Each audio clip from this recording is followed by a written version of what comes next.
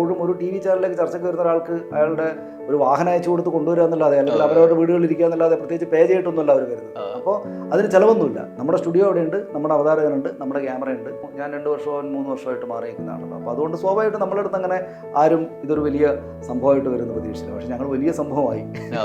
2014 മുമ്പാണെങ്കിൽ നിഷ്പക്ഷരാണ് ഞാൻ എന്ന് പറയുന്ന ആളുകൾ കുറേ എണ്ണം ഉണ്ടായിരുന്നു. നമ്മുടെ കൂടെ പഠിച്ച ആൾക്കാർക്ക് എനിക്ക് രാഷ്ട്രീയമില്ല എന്ന് പറയും. 2014 ശേഷം മോദി സർക്കാർ വന്നപ്പോൾ ഇതാണ് ശരിയായ രാഷ്ട്രീയം എന്ന് പറഞ്ഞിട്ട് അവർക്ക് അങ്ങോട്ട് മാറി. ഈ LDF യോഗത്തിനകത്ത് നിന്നിട്ട് CPM എന്ത് പറയണമെന്ന് CPM തീരുമാനിച്ചിട്ടില്ല. അദ്ദേഹത്തിന്റെ കഴിവുകൊണ്ട് റിസൾട്ടായിട്ട് ഇൻവെസ്റ്റ്മെന്റ് ആയിട്ട് വന്നതായിരിക്കാന്ന് വിചാരിച്ചിട്ട് അവർ ആത്മാർത്ഥമായിട്ട് ഈ പ്രധാനപ്പെട്ട മാധ്യമങ്ങൾ, ഞാൻ പറഞ്ഞ ഏറ്റവും പ്രധാനപ്പെട്ട പത്രം അങ്ങനെ എഴുതിയിരിക്കാനും മതി എന്ന് ഞാൻ വിചാരിക്കുന്നു. VD സതീശന് സമയമുള്ളപ്പോൾ ടെക്നോ ഫ്യൂഡലിസ്റ്റിന്റെ ഒരു പേജ് ഒന്ന് മലയാളത്തിലേക്ക് വിവർത്തനം ചെയ്തിട്ട് തരാൻ പറയാം.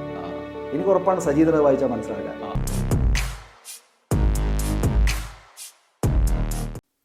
നമസ്കാരം.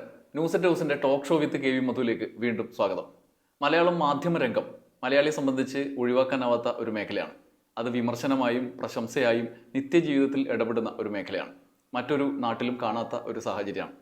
ഇത്തരം ഒരു സന്ദർഭത്തിൽ മലയാള മാധ്യമ രംഗം, പ്രത്യേകിച്ചും ന്യൂസ് ചാനൽ മേഖല വലിയ വിമർശനങ്ങൾക്ക് വിധേയമാകുന്ന ഘട്ടമുണ്ട്. സോഷ്യൽ മീഡിയയുടെ ഇടപെടലിൻ്റെ നന്മ തിന്മകൾ, അങ്ങനെ ആ പ്രയോഗം ശരിയാണെന്ന് അറിയില്ല, സോഷ്യൽ മീഡിയയിലെ ഇടപെടലിൻ്റെ പല രീതിയിൽ വിമർശിക്കപ്പെടുന്ന മേഖലയുണ്ട്. നീലക്കുയിൽ മാധ്യമ പ്രവർത്തനം എന്ന വിമർശനം പോലും വരുന്ന കാലം. ഈ ഘട്ടത്തിൽ മലയാള മാധ്യമ മേഖലയെക്കുറിച്ചുള്ള സ്വന്തം അനുഭവങ്ങൾ സംസാരിക്കാൻ ന്യൂസ് അറ്റ് ഹൗസിൻ്റെ ടോക്ക് ഷോയിലേക്ക് എത്തിയിരിക്കുന്നത് ന്യൂസ് മലയാളം ചാനലിൻ്റെ ന്യൂസ് ഡയറക്ടർ സനീഷാണ്. സ്വാഗതം സനീഷ്. നന്ദി. സ്വാഗതം. ഞാൻ തുടക്കത്തിൽ മനഃപൂർവ്വം പറഞ്ഞാണ് ഈ അവസാനത്ത് നിന്ന് തുടങ്ങാമെന്ന് വെച്ചിട്ടാണ്. നീലക്കുയിൽ മാധ്യമപ്രവർത്തനമാണ് ഇപ്പം മാധ്യമമേഖലയിൽ ചർച്ച ചെയ്യപ്പെടുന്ന ഒരു പ്രധാനപ്പെട്ട കാര്യം. ഈ ഘട്ടത്തിൽ മുഖ്യധാര മാധ്യമത്തിൻ്റെ ഒരു സമാന്തരമായി അച്ചടി മാധ്യമത്തിൽ നിന്ന് ഇലക്ട്രോണിക് മീഡിയയിലേക്ക് വന്ന ഘട്ടത്തിൽ ന്യൂസ് ചാനലുകളിൽ, പ്രത്യേകിച്ച് ഇന്ത്യ വിഷൻ കാലത്ത് മുതൽ ഏഷ്യാനെറ്റ് വഴി ഇങ്ങനെ പല അനുഭവങ്ങളിലൂടെ കടന്നു വന്ന ആളാണ് സനീഷ്. സനീഷിൻ്റെ അനുഭവത്തിൽ ഇന്ന് ഈ നീലക്കുയിൽ വിമർശനങ്ങൾ നിലനിൽക്കുന്ന ഘട്ടത്തിൽ നമ്മൾ എങ്ങനെയാണ് ഇതിനെ വേർതിരിച്ച് കാണുന്നത്? അതൊരു പ്രതിസന്ധിയായി മാറിയിട്ടുണ്ടോ?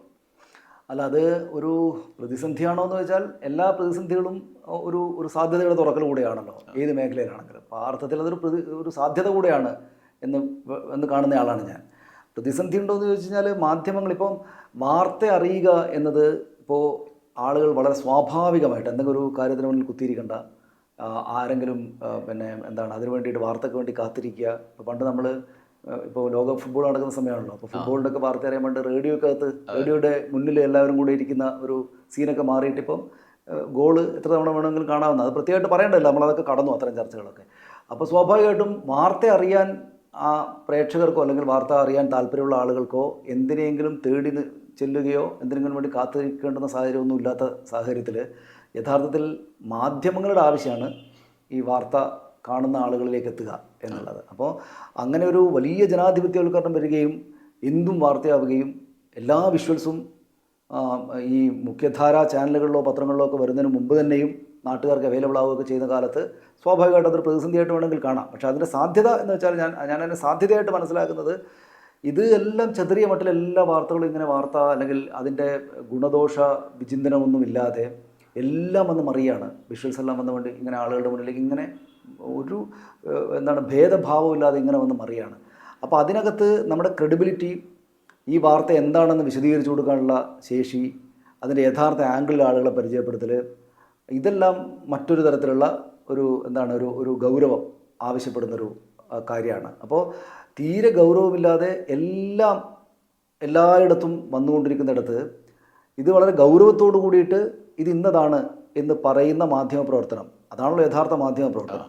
അതിൻ്റെ എല്ലാ അടരുകളെയും കുറിച്ച് എല്ലാ ആംഗിളിൽ നിന്നും പറയുന്ന ആ മാധ്യമപ്രവർത്തനം ഒന്നുകൂടെ ശക്തിപ്പെടുക ചെയ്യുക. എന്നുവെച്ചാൽ ഇത് വല്ലാത്ത തോതിൽ ജനാധിപത്യവൽക്കരിക്കപ്പെടുന്നു. ഒരുപാട് മാധ്യമ സ്ഥാപനങ്ങളിൽ നിന്ന് സ്വയം വിളിക്കുന്ന ആളുകളുടെ വിത്തിൻ കോട്സ് ആളുകളുടെ എണ്ണം ഓരോ മാധ്യമമായിട്ട് മാറുന്നു. ഒരു മൊബൈൽ ഫോൺ ക്യാമറയുടെ എല്ലാവരും മാധ്യമപ്രവർത്തകരാണ്. അപ്പോൾ അതിനകത്ത് സ്വാഭാവികമായിട്ടും എല്ലാവരും ഇതായി മാറുമ്പോൾ ക്വാളിറ്റി പ്രധാനമായിട്ട് വരും. അപ്പോൾ അങ്ങനെ വെച്ച് നോക്കുകയാണെങ്കിൽ നമ്മുടെ മുമ്പിൽ ഒരു വലിയ സാധ്യതയാണ് തുറന്നിരിക്കുന്നതെന്നാണ് ഞാൻ വിചാരിക്കുന്നത്. ഈ മുമ്പെല്ലാം റിപ്പോർട്ടർ എന്ന് പറയുന്ന ഒരു വിഭാഗം തന്നെ പ്രത്യേകമായി നമ്മുടെ മുമ്പിലുണ്ടായിരുന്നു. ഇന്നിപ്പോൾ റിപ്പോർട്ടർ എന്ന് പറയുന്നത് അല്ലെങ്കിൽ ഒരു എഡിറ്റർ എന്ന് പറയുന്നതിലും വ്യത്യാസങ്ങളില്ലാത്ത നിലയിലേക്ക് പോയിട്ടുണ്ട്. അതിൻ്റെ ഒരു നിർവചനത്തിൽ തന്നെ മാറ്റം വരേണ്ട അവസ്ഥയുണ്ട്. ഒരുപക്ഷെ ഈ ദൃശ്യങ്ങൾ ജനങ്ങളിൽ എത്തിക്കുക എന്നുള്ള ഒരു നിലയിലേക്ക് സോഷ്യൽ മീഡിയ മാറിയപ്പോൾ റിപ്പോർട്ടറുടെ ഡ്യൂട്ടി ഈ പറഞ്ഞതായി മാറിയിട്ടുണ്ട്. കുറെ കൂടി വിശദീകരിച്ച ആളുകളെ ബോധ്യപ്പെടുത്തുന്ന അവസ്ഥയിലേക്ക് എത്തി. അപ്പോൾ ഇത് പലപ്പോഴും ഈ വിശദീകരിക്കുന്ന ഘട്ടത്തിൽ വേറൊരു ബുദ്ധിമുട്ട് നേരിടേണ്ടി വരുന്നത് ഉടനെ നമ്മളെ മാർജിനലൈസ് ചെയ്യുന്ന ഒരു പരിപാടി. ആ വിശദീകരണം ഇഷ്ടപ്പെടാത്ത ആളുകൾ നമ്മളെ മാർജിനലൈസ് ചെയ്യുന്ന ഒരു അവസ്ഥ കൂടിയുണ്ട്. അതുകൊണ്ട് മാധ്യമപ്രവർത്തകർ അങ്ങനെ ഒരു പ്രശ്നത്തെ കൂടി ഈ ഘട്ടത്തിൽ നേരിടേണ്ടി വരുന്നുണ്ട് അല്ലേ? അത് നിശ്ചയമായിട്ടും. അതായത് ഒന്ന് ഇപ്പം വിഷ്വൽസ് എന്നുള്ളത് ഇപ്പോൾ നമ്മളിപ്പം വിഷ്വൽ മീഡിയ ആണല്ലോ. ഇപ്പോൾ ഞങ്ങളുടെ ന്യൂസ് ചാനലുകൾ വിഷ്വൽ മീഡിയ ആണല്ലോ. അതൊരു ഒരുപാട് കാലമായിട്ട് അറിയുന്നതാണ്. അപ്പോൾ ഈ നമ്മൾ രാവിലെ മുതൽ വൈകുന്നേരം വരെ 10-16 ബുള്ളറ്റിനുകൾ, ന്യൂസ് ബുള്ളറ്റിൻസ്, രാവിലെ 6 മണി തൊട്ട് രാത്രി 11-12 മണി വരെയുള്ള ന്യൂസ് ബുള്ളറ്റിൻസ് ഓരോ മണിക്കൂറായിട്ട് ഇങ്ങനെ ഹെഡ്ലൈൻസ് ആയിട്ട് ഇങ്ങനെ പോവുകയാണ്. റിപ്പോർട്ടർമാരുടെ റിപ്പോർട്ടിങ്ങായിട്ടൊക്കെ പോവുകയാണ്.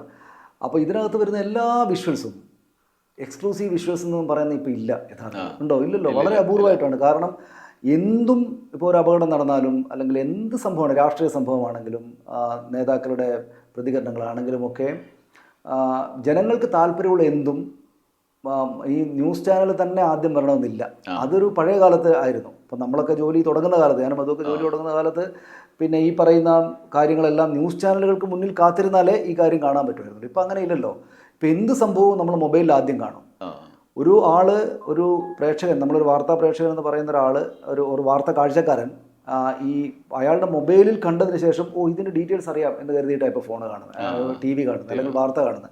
ഇതിങ്ങനെ കണ്ടാൽ ഈ ചാനൽ, എനിക്ക് ഇഷ്ടമുള്ളൊരു ചാനൽ ഇത് കണ്ടേക്കാം, എന്താണ് ഇവർ പറയുന്നതെന്ന് നോക്കാം. അപ്പോൾ അതിനകത്ത് ഈ പ്രസൻറ്റ് ചെയ്യുന്ന മനുഷ്യരുടെ, റിപ്പോർട്ടറാണെങ്കിലും അവതാരകരാണെങ്കിലും പ്രസൻറ്റ് ചെയ്യുന്ന മനുഷ്യരുടെ ആധികാരികത, വ്യക്തിപരമായുള്ള ആധികാരികതയ്ക്ക് കൂടെ വലിയ പ്രാധാന്യം വരികയാണ്. അതിപ്പോൾ മധു പറഞ്ഞ പോലെ റിപ്പോർട്ടർമാരുടെ ആധികാരികത എവിടെയുണ്ട്, പിന്നെ അവതാരകർ. ഇപ്പോൾ അവതാരകർ നമ്മൾ വിളിക്കുന്നുണ്ടെങ്കിലും യഥാർത്ഥത്തിൽ അവരും റിപ്പോർട്ടർമാരാണ്. ഒരു കാര്യം റിപ്പോർട്ട് ചെയ്യാണല്ലോ ചെയ്യുന്നത്. ഇപ്പോൾ ആണെങ്കിൽ വല്ലാത്ത തോതിൽ നമ്മുടെ ഒരു ഒപ്പീനിയൻ കൂടെ ചേർത്താണ് ഈ റിപ്പോർട്ട് ചെയ്യപ്പെടുന്നത്. അത് എനിക്ക് തോന്നുന്നു നേരത്തെ അത് ഒരു ക്ലാസിക് ജേർണലിസ്റ്റിന് വിരുദ്ധമായിരുന്നല്ലോ. കാരണം നിങ്ങൾ എന്താണോ കാണുന്നത് മാറ്റർ പറഞ്ഞാൽ മതി. പക്ഷേ ഇപ്പോൾ അത് പറഞ്ഞാൽ ആളുകളുടെ മുമ്പിൽ അത് പറയുന്ന ആളുകളുണ്ട്. അപ്പോൾ അതിനകത്ത് നിങ്ങളുടെ എക്സ്പീരിയൻസ്, നിങ്ങൾക്ക് അതിനെക്കുറിച്ചുള്ള പക്ഷപാതിത്വം, ഞാൻ പറയുന്നത് അതൊരു തെറ്റായ കാര്യമല്ല, ഒരു പക്ഷപാതിത്വം, നിങ്ങളുടെ പൊളിറ്റിക്കൽ ലൈന്, നിങ്ങളുടേതായിട്ടുള്ള ഒരു വാർത്ത കാണുമ്പോൾ അതിനകത്ത് നിങ്ങൾ എടുക്കുന്ന ഒരു നിലപാട്, ഇതെല്ലാം ചേർത്തിട്ടാണ് ആളുകൾ പ്രതീക്ഷിക്കുന്നത്. അല്ലാതെ നിങ്ങൾ വെറുതെ ആ വിഷ്വൽ ഇങ്ങോട്ട് തന്നിട്ട് എവിടെയെങ്കിലും നടന്നിരിക്കുന്നു, ഇവിടെ ഒരു വാഹനാപകടം നടന്നിരിക്കുന്നു, അല്ലെങ്കിൽ ഒരു രാഷ്ട്രീയ സംഭവം ഉണ്ടായിരിക്കുന്നു എന്ന് പറയുന്ന, നേരിട്ട് റിപ്പോർട്ട് ചെയ്യുന്ന കാര്യങ്ങളൊന്നും മാറി. അതറിയാൻ മാർഗ്ഗങ്ങളുണ്ട്, അതറിയാൻ ഇഷ്ടംപോലെ മാർഗ്ഗങ്ങളുണ്ട്. ഇപ്പം നമ്മൾ ന്യൂസ് ചാനലുകളുടെ ഡെസ്കുകളിലേക്ക് പല കാര്യങ്ങളും വരുന്നത് സോഷ്യൽ മീഡിയയിൽ കണ്ടിട്ടാണ്.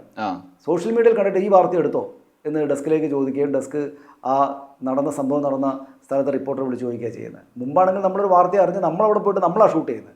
ഇപ്പോൾ ആ വിഷ്വൽസ് കണ്ടിട്ട് എന്താണത് സംഭവം എന്ന് പറയും. അപ്പോൾ അത് സ്വഭാവമേ മാറി.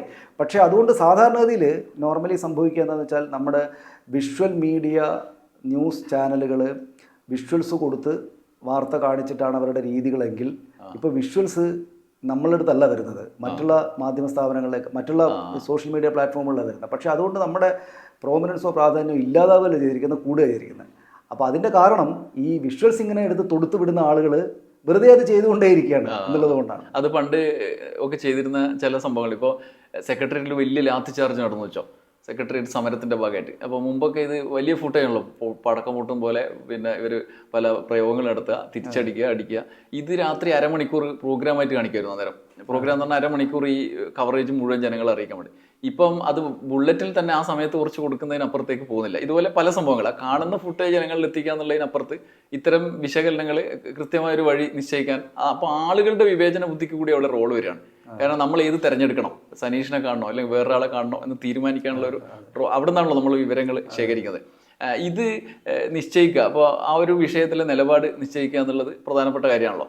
അങ്ങനെ നിങ്ങൾ അങ്ങനെയുള്ള വർക്ക് എങ്ങനെയാണ് അത് ആ നിലപാടെടുക്കുക എന്നുള്ളത് പോയല്ലോ, ആളുടെ വിശ്വാസ്യത പോവുമല്ലോ. അപ്പം അത്തരം നിലപാടെടുക്കുക എന്നുള്ള അതത് ദിവസത്തെ സംഭവങ്ങളെ ഈ ഇപ്പം വൈകുന്നേരത്തെ പരിപാടി ഉണ്ടല്ലോ, സനീഷും ഹർഷനും അവതരിപ്പിക്കുമ്പോൾ അതിന് മുന്നേ ഒരു ചർച്ച നടക്കില്ലേ? അപ്പോൾ അതിനനുസരിച്ച് നിങ്ങൾ ഈ നിലപാട് രൂപീകരണം അത് അവതരിപ്പിക്കുന്നതിന് മുന്നേ എങ്ങനെയാണ് അതിലേക്കുള്ള വിവരശേഖരണം എങ്ങനെയായിരിക്കും? അത് സ്വാഭാവികമായിട്ടും, അതായത് ഇപ്പോൾ ചർച്ച നടത്തുക, നമ്മളിപ്പോൾ ഒരു പ്രോഗ്രാമിൽ ഇപ്പോൾ അഭിപ്രായം പറയുക എന്ന് വെച്ചാൽ വലിയ അപകടം പിടിച്ചൊരു പരിപാടിയാണല്ലോ ഇപ്പോൾ. അല്ല, എപ്പോഴും അങ്ങനെയാണ്. നമ്മളിപ്പോൾ എല്ലാ ദിവസവും രാഷ്ട്രീയമായിട്ടും മറ്റുള്ള കാര്യങ്ങളെ പറ്റി അഭിപ്രായം പറഞ്ഞുകൊണ്ടേയിരിക്കുക എന്നുള്ള ഒരർത്ഥത്തിൽ ഒരു ബുദ്ധിമുട്ട് പിടിച്ച പണിയുമാണല്ലോ. കാരണം ആളുകൾക്ക് ബുദ്ധിമുട്ടുണ്ടാകാം, ഒരുപക്ഷെ നമ്മുടെ അഭിപ്രായങ്ങൾ തെറ്റിപ്പോകാം. നമ്മൾ ഇന്ന് പറയുന്ന അഭിപ്രായം ഒരുപക്ഷെ നാളെ അത് തെറ്റായിരുന്നു, അങ്ങനെ ആ അഭിപ്രായം അല്ലായിരുന്നു ശരി എന്നത് സ്ഥാപിക്കപ്പെടാം. അപ്പോൾ സ്വാഭാവികമായിട്ട് ഒരർത്ഥം വരെ ഒരു അപകടം പിടിച്ച പണിയുമാണ് എപ്പോഴും. പിന്നെ പഴയ പോലെയല്ല, ഇതെല്ലാം റെക്കോർഡ് ചെയ്യപ്പെടുകയാണ്, അന്തരീക്ഷത്തിലുണ്ട്, ആളുകൾ കാണുന്നുണ്ട്, അവർ തന്നെ കട്ട് ചെയ്തിട്ട് അയക്കും. അപ്പോൾ നമ്മളതിൻ്റെ മുകളിലൊരു ആലോചന. പക്ഷേ അതെനിക്ക് തോന്നുന്നത്, നമ്മൾ ഒരു ദിവസം നടക്കുന്ന രാഷ്ട്രീയ സംഭവങ്ങൾ, ഇപ്പോൾ MSC പോർട്ടിന് ഈ പറയുന്ന വിഴിഞ്ഞം സംഗതി കൈമാറി എന്നത് പെട്ടെന്ന് വന്ന് വീഴുന്നൊരു വാർത്തയാണ്. അപ്പോൾ അതിനകത്ത് നമ്മളൊരു അഭിപ്രായം പറയുമ്പോൾ അതിനകത്ത് എത്രമാത്രം നമ്മൾ പഠിച്ചാലും പിന്നെ അതിനൊരു പരിമിതിയുണ്ട്. കാരണം ഒരു ദിവസം ഒരു ഉച്ചക്ക് വന്ന് വീഴുന്ന വാർത്ത രാത്രി 8 മണിയിലേക്ക് ചർച്ചയിൽ പോയിട്ട് പറയുമ്പോൾ നമ്മൾ അതിൻ്റെ ഒരു അഭിപ്രായം, ഒരു ആംഗിൾ പിടിച്ച് പറയുമ്പോൾ സ്വാഭാവികമായിട്ടും അത് നമ്മൾ മനുഷ്യനാണല്ലോ, അപ്പോൾ സമ്പൂർണ്ണമായിട്ട് ശരിയായിരിക്കും എന്ന് മാത്രം നമ്മൾ അതിൻ്റെ എക്സ്പെർട്ടൈസ് ഉള്ള ആളല്ല. ഏതാണ് നമ്മൾ ഈ തുറമുഖ സംഗതികളും ലോകത്തെല്ലാ തുറമുഖങ്ങളെ പറ്റി പഠിച്ച് MSC പോർട്ട് എന്താണെന്ന് മനസ്സിലാക്കി ഇവർ ഇൻവെസ്റ്റ് ചെയ്താൽ എങ്ങനെയാണ്, ഈ സർക്കാർ എന്തായിരിക്കും ഇങ്ങനെ ചെയ്തിട്ടുണ്ടാവും, ഇത് പറയുന്നതിൽ നമ്മൾക്ക് ആ എക്സ്പെർട്ടൈസ് അങ്ങനെ കിട്ടണമെന്നില്ല. പക്ഷേ അതിനകത്ത് വർക്ക് ചെയ്യുന്നത് നമ്മൾ ജീവിച്ച ജീവിതമായിരിക്കും അത്. അതായത് അത് നമ്മുടെ മാധ്യമപ്രവർത്തനം മാത്രമല്ല, നമ്മളിപ്പോൾ ഇത്രയും കാലം ഒരു 4 പതിറ്റാണ്ടിലേറെ നമ്മൾ ജീവിച്ചല്ലോ. അപ്പോൾ നമ്മൾ ഈ കേരളം പോലൊരു സ്ഥലത്ത് നമ്മൾ ഇവിടെ മാത്രമായിട്ട് ഞാനും മധുവൊക്കെ ജീവിച്ചു. നമുക്ക് ഇതിൻ്റെ ഇത്രയും കാലത്തെ സർക്കാരുകൾ മാറി മറിഞ്ഞ് വന്നത്, ഇത്രയും കാലം നമ്മൾ കണ്ട ഒരുപാട് കാര്യങ്ങളുണ്ട്. ഈ കാര്യങ്ങൾ നമ്മളെ കൊണ്ട് ഇത് ഇങ്ങനെയാണെങ്കിൽ ഇങ്ങനെയായിരിക്കും കേട്ടോ. ആകാശത്ത് കാർമേഘം ഉണ്ടെങ്കിൽ ഇന്ന് മഴ പെയ്യാൻ സാധ്യതയുണ്ട് എന്ന് നമുക്കറിയാം. ഒരുപക്ഷെ ഇത് മഴ പെയ്തില്ലായിരിക്കാം, പക്ഷേ പെയ്യില്ലായിരിക്കാം, പക്ഷേ കാർമേഘം ഉണ്ടെങ്കിൽ മഴ പെയ്യും എന്ന് നമ്മൾ മനുഷ്യർ മനസ്സിലാക്കുന്ന പോലെ ഇങ്ങനെയാണ് സംഭവിച്ചിരിക്കുന്നത്. ഇപ്പോൾ UDF സർക്കാർ വന്നു കേരളത്തിൽ. UDF സർക്കാർ വന്നാൽ എന്തൊക്കെയാണ് സംഭവിക്കാൻ വേണ്ടി പോകുന്നത് എന്നത് മുന്നനുഭവം നമ്മളെ മനസ്സിലാക്കുന്ന UDF സർക്കാരുകളുടെ കാലത്ത് ജീവിച്ച ചരിത്രം നമുക്കുണ്ട്. അല്ലെങ്കിൽ LDF പ്രതിപക്ഷത്തായി എന്തായിരിക്കും ഇനി സംഭവിക്കുക എന്ന് നമുക്കറിയാം. അപ്പോൾ അതൊരു പാറ്റേൺ ആണ്. അതിപ്പം ആ പാറ്റേണും ഒരു നമുക്ക് പ്രിഡിക്റ്റ് ചെയ്യാനുള്ള ചില അവസരങ്ങൾ ഉണ്ടാക്കുന്നുണ്ട്. അപ്പോൾ അതുകൊണ്ട് ഇപ്പോൾ ഒരു സംഭവം വന്ന് വീണാൽ ഒരു ഉച്ചക്കൊരു നേരത്തെ ഒരു വാർത്ത വന്ന് വീഴും, നമ്മൾ 8 മണിക്കൊരു അഭിപ്രായം പറയണമെന്ന് നമുക്കത് പറയാൻ പറ്റും. അത് എത്ര പുതിയതാണെങ്കിലും അത് പുതിയതല്ല. ഇപ്പം അതിന് പഴയ ചില ഹിസ്റ്ററികൾ ഉണ്ടാവും. ഒരു പുതിയ സംഭവം, ഇപ്പം ഞാൻ ഒരു ഉദാഹരണം കൂടെ പറഞ്ഞാൽ, അമ്മ സംഘടനയിൽ ഇത്രയും വലിയ കുഴപ്പങ്ങളുണ്ടാകുന്നു. അപ്പോൾ നമ്മൾ രാത്രി ഈ കാര്യങ്ങൾ പറയണം, ഇതിനെപ്പറ്റി ഒരു അഭിപ്രായം പറയണം. അപ്പോൾ അമ്മ സംഘടനയിൽ ഇതിനു മുമ്പ് ഇങ്ങനെ സംഭവങ്ങൾ ഉണ്ടായിട്ടില്ല. ഇന്നസെന്റ് മോഹൻലാലൊക്കെ ഇരുന്ന കാലത്ത് ഇത്ര വലിയ സംഭവങ്ങൾ ഉണ്ടായിട്ടില്ല. ഈ പറഞ്ഞ ഇടക്കാലത്ത് ദിലീപിൻ്റെ ഇഷ്യൂ ഒക്കെ വന്നപ്പോൾ ഉണ്ടായ പ്രശ്നങ്ങളുണ്ട്. പക്ഷേ ഇവരിപ്പോൾ നേരിടുന്നത് പോലുള്ള ഒരു ലീഡർഷിപ്പിൻ്റെ തകർച്ചയൊന്നും ഇവർക്കിടയിൽ പ്രശ്നം ഉണ്ടാകുന്നതും നേരത്തെ ഉണ്ടായിട്ടില്ല. പക്ഷേ നമുക്ക് മറ്റ് സംഘടനകൾ ധാരാളമായിട്ടുണ്ട്. മറ്റ് സംഘടനകൾ ഉണ്ടാകുന്ന അധികാര തർക്കങ്ങൾ, ഇതുപോലുള്ള പ്രശ്നങ്ങൾ നമ്മുടെ മുന്നിലുണ്ട്. അപ്പം മനുഷ്യരാണ്. സംഘടന സിനിമാക്കാരുടെ ആയിരിക്കാം, ഒരുപക്ഷെ രാഷ്ട്രീയക്കാരുടെ ആയിരിക്കാം, അല്ലെങ്കിൽ പിന്നെ ഏതെങ്കിലും ഒരു തൊഴിലാളി യൂണിയനായിരിക്കാം. പക്ഷേ അതിനകത്ത് മനുഷ്യർ തമ്മിലുള്ള വ്യക്തിപരമായിട്ടുള്ള പ്രശ്നങ്ങളും അത് കൈകാര്യം ചെയ്യാൻ ലീഡർഷിപ്പിലിരിക്കുന്ന ആളുകൾക്ക് ശേഷിയില്ലായ്മയൊക്കെ നമ്മൾ നേരത്തെ ഒരുപാട് കണ്ടിട്ടുണ്ട്. അപ്പോൾ പെട്ടെന്ന് ഈ വാർത്ത വന്ന് വീണാൽ ഉടനെ നമുക്ക് ഇതാണ് ഇതിൻ്റെ കാര്യം എന്ന് ഒരു അഭിപ്രായം പറയാൻ പറ്റും. അത്തരം കുരുക്കിൽ പെട്ടുപോകുന്നൊരു സാഹചര്യം ഇപ്പോൾ പെട്ടെന്ന് സാന്ദർഭികമായി പറഞ്ഞപ്പം ഈ MSC പോർട്ടിൻ്റെ സംഭവം പത്രങ്ങൾ റിപ്പോർട്ട് ചെയ്തതിൽ പ്രധാനപ്പെട്ട ചില പത്രങ്ങൾ കേരളത്തിലേക്ക് വൻ വിദേശ നിക്ഷേപം എന്ന് പറഞ്ഞ് റിപ്പോർട്ട് ചെയ്തു. പക്ഷെ പിന്നീടാണ് ഇത് മനസ്സിലാവുന്നത്, ഇത് നിക്ഷേപമല്ല, ഇത് ഓഹരി കൈമാറ്റത്തിൽ പൈസ കൊടുത്ത് സാധനം വാങ്ങുന്ന പരിപാടിയാണെന്ന് പിന്നീടാണ് മനസ്സിലാവുന്നത്. അങ്ങനെയുള്ള അബദ്ധങ്ങൾ സംഭവിക്കാൻ സാധ്യതയുണ്ട് അല്ലേ? അത് ഉറപ്പായിട്ടും. ഇപ്പം തന്നെ അത് ചിലരൊക്കെ പറയുന്ന അബദ്ധമല്ല എന്ന് പറയുന്നുണ്ട്. ചിലപ്പോൾ രാഷ്ട്രീയമായിട്ടൊരു വിമർശനം ഉണ്ട്, അത് അബദ്ധമല്ലാതെ അവർക്ക് വേണ്ടിയിട്ട് അങ്ങനെ ചെയ്താണ് ഈ വലിയ പ്രധാനപ്പെട്ട പത്രങ്ങൾ എന്നൊക്കെ. പക്ഷേ ഞാനങ്ങനെ വിചാരിക്കുന്നില്ല. ഇപ്പോൾ മനോരമ, മാതൃഭൂമി, ദേശാഭിമാനി 3 പത്രങ്ങളും അന്ന് റിപ്പോർട്ട് ചെയ്ത് ഒരേപോലെയാണ്. ദേശാഭിമാനി അടക്കം റിപ്പോർട്ട് ചെയ്ത് വലിയ ഇൻവെസ്റ്റ്മെൻറ്റ് വരുന്നു എന്നാണ്. അത് ഇടതുപക്ഷ സർക്കാരിൻ്റെ ദീർഘദർശനം എന്നാണ്, ദീർഘദൃഷ്ടി കൊണ്ട് കിട്ടിയതാണെന്നാണ് ദേശാഭിമാനി പോലും കണ്ടത്. അപ്പോൾ അതിപ്പോൾ അവരെ കുറ്റപ്പെടുത്തി നമ്മൾ അതിനേക്കാൾ ഗംഭീരമായിട്ട് മനസ്സിലാക്കിയാനേ എന്ന് ഇപ്പോൾ പറയാമോ എന്നുള്ള കാര്യത്തിൽ ഞാൻ ഏതായാലും അതിനെപ്പറ്റി ഒരു കമൻറ്റ് ചെയ്യാതിരിക്കുന്നതാണ് നമുക്ക് നല്ലത്. പക്ഷേ ഒരു പ്രശ്നമുള്ളത്, ഇത് ഒരു കമ്പനിയിൽ മറ്റൊരു കമ്പനി ഷെയർ വാങ്ങുമ്പോൾ അതൊരു പബ്ലിക്കിന് വേണ്ടിയുള്ള ഇൻവെസ്റ്റ്മെൻ്റ് അല്ല എന്ന് മനസ്സിലാക്കേണ്ടതാണ് അല്ലേ? അതങ്ങനെ മനസ്സിലാണ്. എനിക്ക് തോന്നുന്നത് അങ്ങനെ തെറ്റിദ്ധരിച്ചായിരിക്കാനാണ് സാധ്യത. പിന്നെ പോസിറ്റീവ് ചിലപ്പോൾ ഓപ്പറേറ്റ് ചെയ്തായിരിക്കാം ഞാൻ, പക്ഷേ അതങ്ങനെ നമ്മളങ്ങനെ കുറ്റപ്പെടുന്നത് ശരിയാണെന്ന് എനിക്കറിയില്ല. ചിലപ്പോൾ പോസിറ്റീവായിട്ട് ചിന്തിച്ചായിരിക്കാം. അതായത് ഇപ്പോൾ വിഴിഞ്ഞം പോർട്ട് നമ്മുടെ പ്രധാനപ്പെട്ട ഒരു സ്വത്താണ് എന്ന് പൊതുവിൽ മനസ്സിലാക്കപ്പെടുന്നു. അപ്പോൾ അങ്ങനെ ഒരുപക്ഷെ അപ്പോൾ അതിനകത്തേക്ക് ഇൻവെസ്റ്റ്മെൻറ്റ് വരുന്നു എന്ന് കേട്ടപ്പോൾ പെട്ടെന്ന് എല്ലാവരും കൂടെ. പക്ഷേ എന്നാലും അത് ആലോചിക്കുമ്പോൾ ഒരു കമ്പനിക്കകത്ത് മറ്റൊരു കമ്പനി ഷെയർ എടുക്കുമ്പോൾ പിന്നെ അതെങ്ങനെയാണ് കേരളത്തിനാകെയുള്ള ഇൻവെസ്റ്റ്മെൻ്റ് ആയിട്ട് കാണുക എന്നുള്ളൊരു സംശയം അതിനുശേഷം ഉണ്ടായിട്ടുണ്ട്. അപ്പോൾ എന്തോ ഒരുപക്ഷെ ചിലപ്പോൾ ഈ മനോരമയൊക്കെ ഒരുപക്ഷെ ഈ VD സതീശൻ അദാനിയെ കാണാൻ വേണ്ടിയിട്ട് റിസൾട്ട് വരുന്നതിന് മുമ്പ് മംഗലാപുരത്ത് പോയി. ഇപ്പോൾ ആ വാർത്തയെ പറ്റിയിട്ട് നമ്മളിപ്പോൾ അദ്ദേഹം തന്നെ പറയാത്തതുകൊണ്ട്, മുഖ്യമന്ത്രിയാണ്, വന്നിട്ട് ആകെ 2 മാസം ആകുന്നേ ഉള്ളൂ. അപ്പോൾ നമ്മളൊരു മുഖ്യമന്ത്രിയെ കുറ്റപ്പെടുത്തുക എന്നുള്ളത് ശരിയില്ലാത്തതുകൊണ്ട്, അതും ഇതുപോലൊരു ആരോപണം അദ്ദേഹത്തിൻ്റെ മേൽ വെച്ച് കൊടുക്കാൻ പാടില്ലാത്തതുകൊണ്ട് ഞങ്ങളൊന്നും ഞങ്ങളുടെ ചർച്ചയിൽ, ഞാനാണെങ്കിലും ഹർഷനാണെങ്കിലും ഞങ്ങൾ RDX ഒന്നും പറഞ്ഞിട്ടേ ഇല്ല. അങ്ങനെ ഒരു കുറ്റാരോപണം എന്ന രീതിയിൽ ഇത് രാഷ്ട്രീയമായിട്ടൊരു വിഷയമായി വന്നപ്പോൾ പോലും അത് റിപ്പോർട്ട് ചെയ്ത് പോകുക എന്നല്ലാതെ അത് നമുക്ക് വിശ്വസിക്കാൻ നമ്മുടെ മുമ്പിൽ തെളിവുകളില്ല. അദ്ദേഹം അങ്ങനെ ഒരു കാര്യം സമ്മതിച്ചിട്ടുമില്ല. അദ്ദേഹത്തിന് പോകാമല്ലോ, ഒരു ഇലക്ഷൻ്റെ തിരക്കെല്ലാം കഴിഞ്ഞിട്ട് അദ്ദേഹം ഒരു സ്ഥലത്ത് പോയി എന്ന് കണ്ടാൽ മതി എന്ന് വിചാരിക്കുക. പക്ഷേ ഈ പറയുന്ന UDF അനുകൂലമായിട്ടുള്ള നിലപാടുകൾ എടുക്കുന്ന ഈ പത്രസ്ഥാപനങ്ങൾ അദ്ദേഹം ശരിക്കും പോയത് അദാനിയുടെ ആവശ്യപ്രകാരമാണെന്ന് ഒരുപക്ഷെ മനസ്സിലാക്കുകയും വിശ്വസിക്കുകയും ചെയ്തിട്ട് അപ്പോൾ ഇതിന്റെ ഭാഗമായിട്ട് അദ്ദേഹത്തിന്റെ കഴിവുകൊണ്ട് റിസൾട്ടായിട്ട് ഇൻവെസ്റ്റ്മെന്റ് ആയിട്ട് വന്നതായിരിക്കാം എന്ന് വിചാരിച്ചിട്ട് അവർ ആത്മാർത്ഥമായിട്ട് ഈ പ്രധാനപ്പെട്ട മാധ്യമങ്ങൾ, ഞാൻ പറഞ്ഞ ഏറ്റവും പ്രധാനപ്പെട്ട പത്രം അങ്ങനെ എഴുതിയിരിക്കാനും മതി എന്ന് ഞാൻ വിചാരിക്കുന്നുണ്ട്.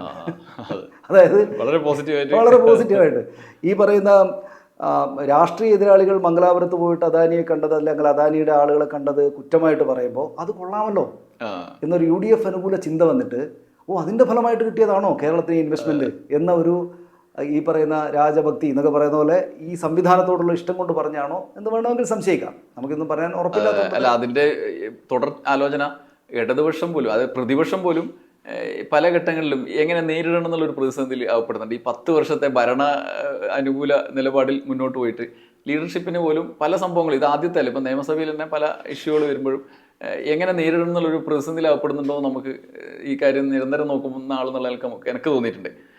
ഇടതുപക്ഷ നേതൃത്വം ഈ പുറത്തും അകത്തും എങ്ങനെ ഇതിനെയൊക്കെ നേരിടണം, ഇത്രയും കാലം പെട്ടെന്ന് അതിൻ്റെയൊക്കെ തുടർച്ചയായി ദേശാഭിമാനി പോലും അങ്ങനെ വരുന്നത്, ഇത് പൊതുവായൊരു ഒരു മാനസികാവസ്ഥയിലേക്ക് പോയതിൻ്റെ ആ മാറ്റം വരുമ്പോൾ ഉണ്ടാകുന്ന സംഘർഷം കൂടി ആയിരിക്കും. അതായിരിക്കും. പക്ഷേ ഈ പ്രതികരണങ്ങൾ വരാത്ത എന്താ അറിയാം, അതും എനിക്ക് തോന്നുന്നത്, അതായത് ഇപ്പം സംഗതി ശരിയാണ്, ഒരു UDF സർക്കാർ പിന്നെ വന്നാൽ ഉണ്ടാകാവുന്ന ചില കാര്യങ്ങൾ പാറ്റേൺ ഉണ്ടല്ലോ, നമുക്കെല്ലാവർക്കും അറിയാവുന്ന പോലെ. പക്ഷേ UDF സർക്കാർ വന്നിട്ട് 1 മാസം ആവുന്നതിന് മുമ്പ് ഇത്രമാത്രം പ്രശ്നങ്ങളുണ്ടാകും നമ്മൾ ആരും വിചാരിച്ചില്ല. അത് വിചാരിച്ചിട്ടുണ്ടാവില്ല. ഇപ്പം ഞാൻ കരുതിയത് യഥാർത്ഥത്തിൽ 10 വർഷം അധികാരത്തിന് പുറത്തു നിന്നൊരു മുന്നണിയാണ് UDF. അത് തന്നെ അതിൻ്റെ ലീഡർഷിപ്പിലുള്ള കോൺഗ്രസ് ദേശീയ തലത്തിൽ അവർക്കുണ്ടായിരുന്ന വമ്പൻ ശക്തിയുടെ പിന്നെ എന്താണ് 100-1 ചുരുങ്ങിയ, അല്ലെങ്കിൽ 10-1 അല്ലെങ്കിൽ 100-1 തന്നെ ചുരുങ്ങിയ, അല്ല വല്ലാത്ത തോതിൽ ശക്തി ക്ഷയിച്ച ഒരു കാലത്തിന് ശേഷം അധികാരത്തിലേക്ക് വരുമ്പോൾ അവർ വളരെ കരുതലോടെയും കാൽക്കുലേഷനോടെയുമാണ് വന്ന് ഭരിക്കുക എന്നല്ലേ നമ്മൾ വിചാരിക്കുക. ഞാനങ്ങനെ വ്യക്തിപരമായിട്ട് വിചാരിച്ചത്. അതായത് അത് 2 കാരണങ്ങളാണ്. ഒന്ന്, അങ്ങനെയാണ് 10 വർഷം അവർ മാറി നിൽക്കേണ്ടി വന്നു, അപ്പോൾ ഭരണം നന്നാക്കണം എന്നവർക്ക് ഉള്ളിലുണ്ടാവും.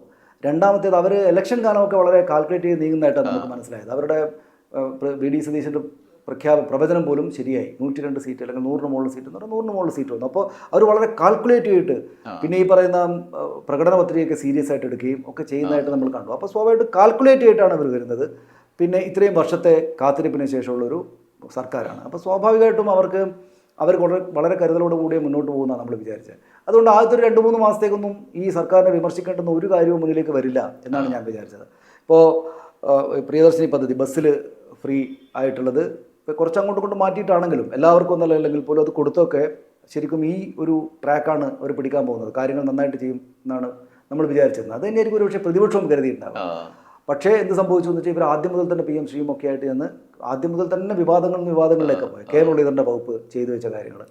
അപ്പോൾ സ്വാഭാവികമായിട്ടും എല്ലാം വിമർശനങ്ങളും കാര്യം. അപ്പോൾ പ്രതിപക്ഷം സ്വാഭാവികമായിട്ട് അവരും അന്തം വിട്ടിട്ടുണ്ടാവണം. ഇത്രയും പെട്ടെന്ന് കഴിഞ്ഞ ദിവസം പ്രതിപക്ഷ നേതാവ് പിണറായി വിജയൻ പറയുന്നുണ്ട്, ഞങ്ങൾ ഇപ്പോഴൊന്നും അവരെ വിമർശിക്കണമെന്ന് കരുതിയതല്ല എന്ന് പറഞ്ഞിട്ടാണല്ലോ അദ്ദേഹം അങ്ങനെ ഒരു കാര്യം പറയുന്നത്. പിന്നെ രണ്ടാമത്തെ ഒരു കാര്യം പ്രതിപക്ഷത്തിനുള്ളതായിട്ട് എനിക്ക് തോന്നിയിട്ടുള്ളത്, അവരുടെ CPM-ൻ്റെ പ്രത്യേകിച്ചും അവരുടെ ഈ തെരഞ്ഞെടുപ്പ് പരാജയം സംബന്ധിച്ചുള്ള അനാലിസിസും അതിൻ്റെ റിപ്പോർട്ടിങ്ങും സമ്പൂർണ്ണമായിട്ടില്ല എന്നാണ് ഞാൻ കരുതുന്നത്. അവർ ശരിക്കും പുറത്ത് പറയുകയൊക്കെ ചെയ്തെങ്കിലും അവർ കണ്ടെത്തിയ കാര്യങ്ങളൊക്കെ പറഞ്ഞാൽ അതിൻ്റെ ആശയക്കുഴപ്പങ്ങളും അതിൻ്റെ തുടർ ചർച്ചകളൊക്കെ ഇപ്പോൾ അവരുടെ ഇടയിൽ നടക്കുകയാണ്. ഇപ്പോൾ ഇന്ന് കണ്ടില്ല, ഇന്നത്തെ പത്രങ്ങളിൽ LDF-ൻ്റെ യോഗം ചേർന്നില്ല എന്ന് പറഞ്ഞിട്ട് CPI-ക്ക് ഒരു പ്രതിഷേധം അതിനകത്തുണ്ട്. LDF-ൻ്റെ യോഗം ചേരാത്ത എന്താണ്? സാധാരണ അവർ മുന്നണി ജയമായാലും പരാജയമായാലും അവർ അത്തരം കാര്യങ്ങളൊക്കെ കൃത്യമായിട്ട് ചെയ്തു പോകുന്ന ആളുകളാണ്. എന്തുകൊണ്ടാണ് ചേരാത്തത്?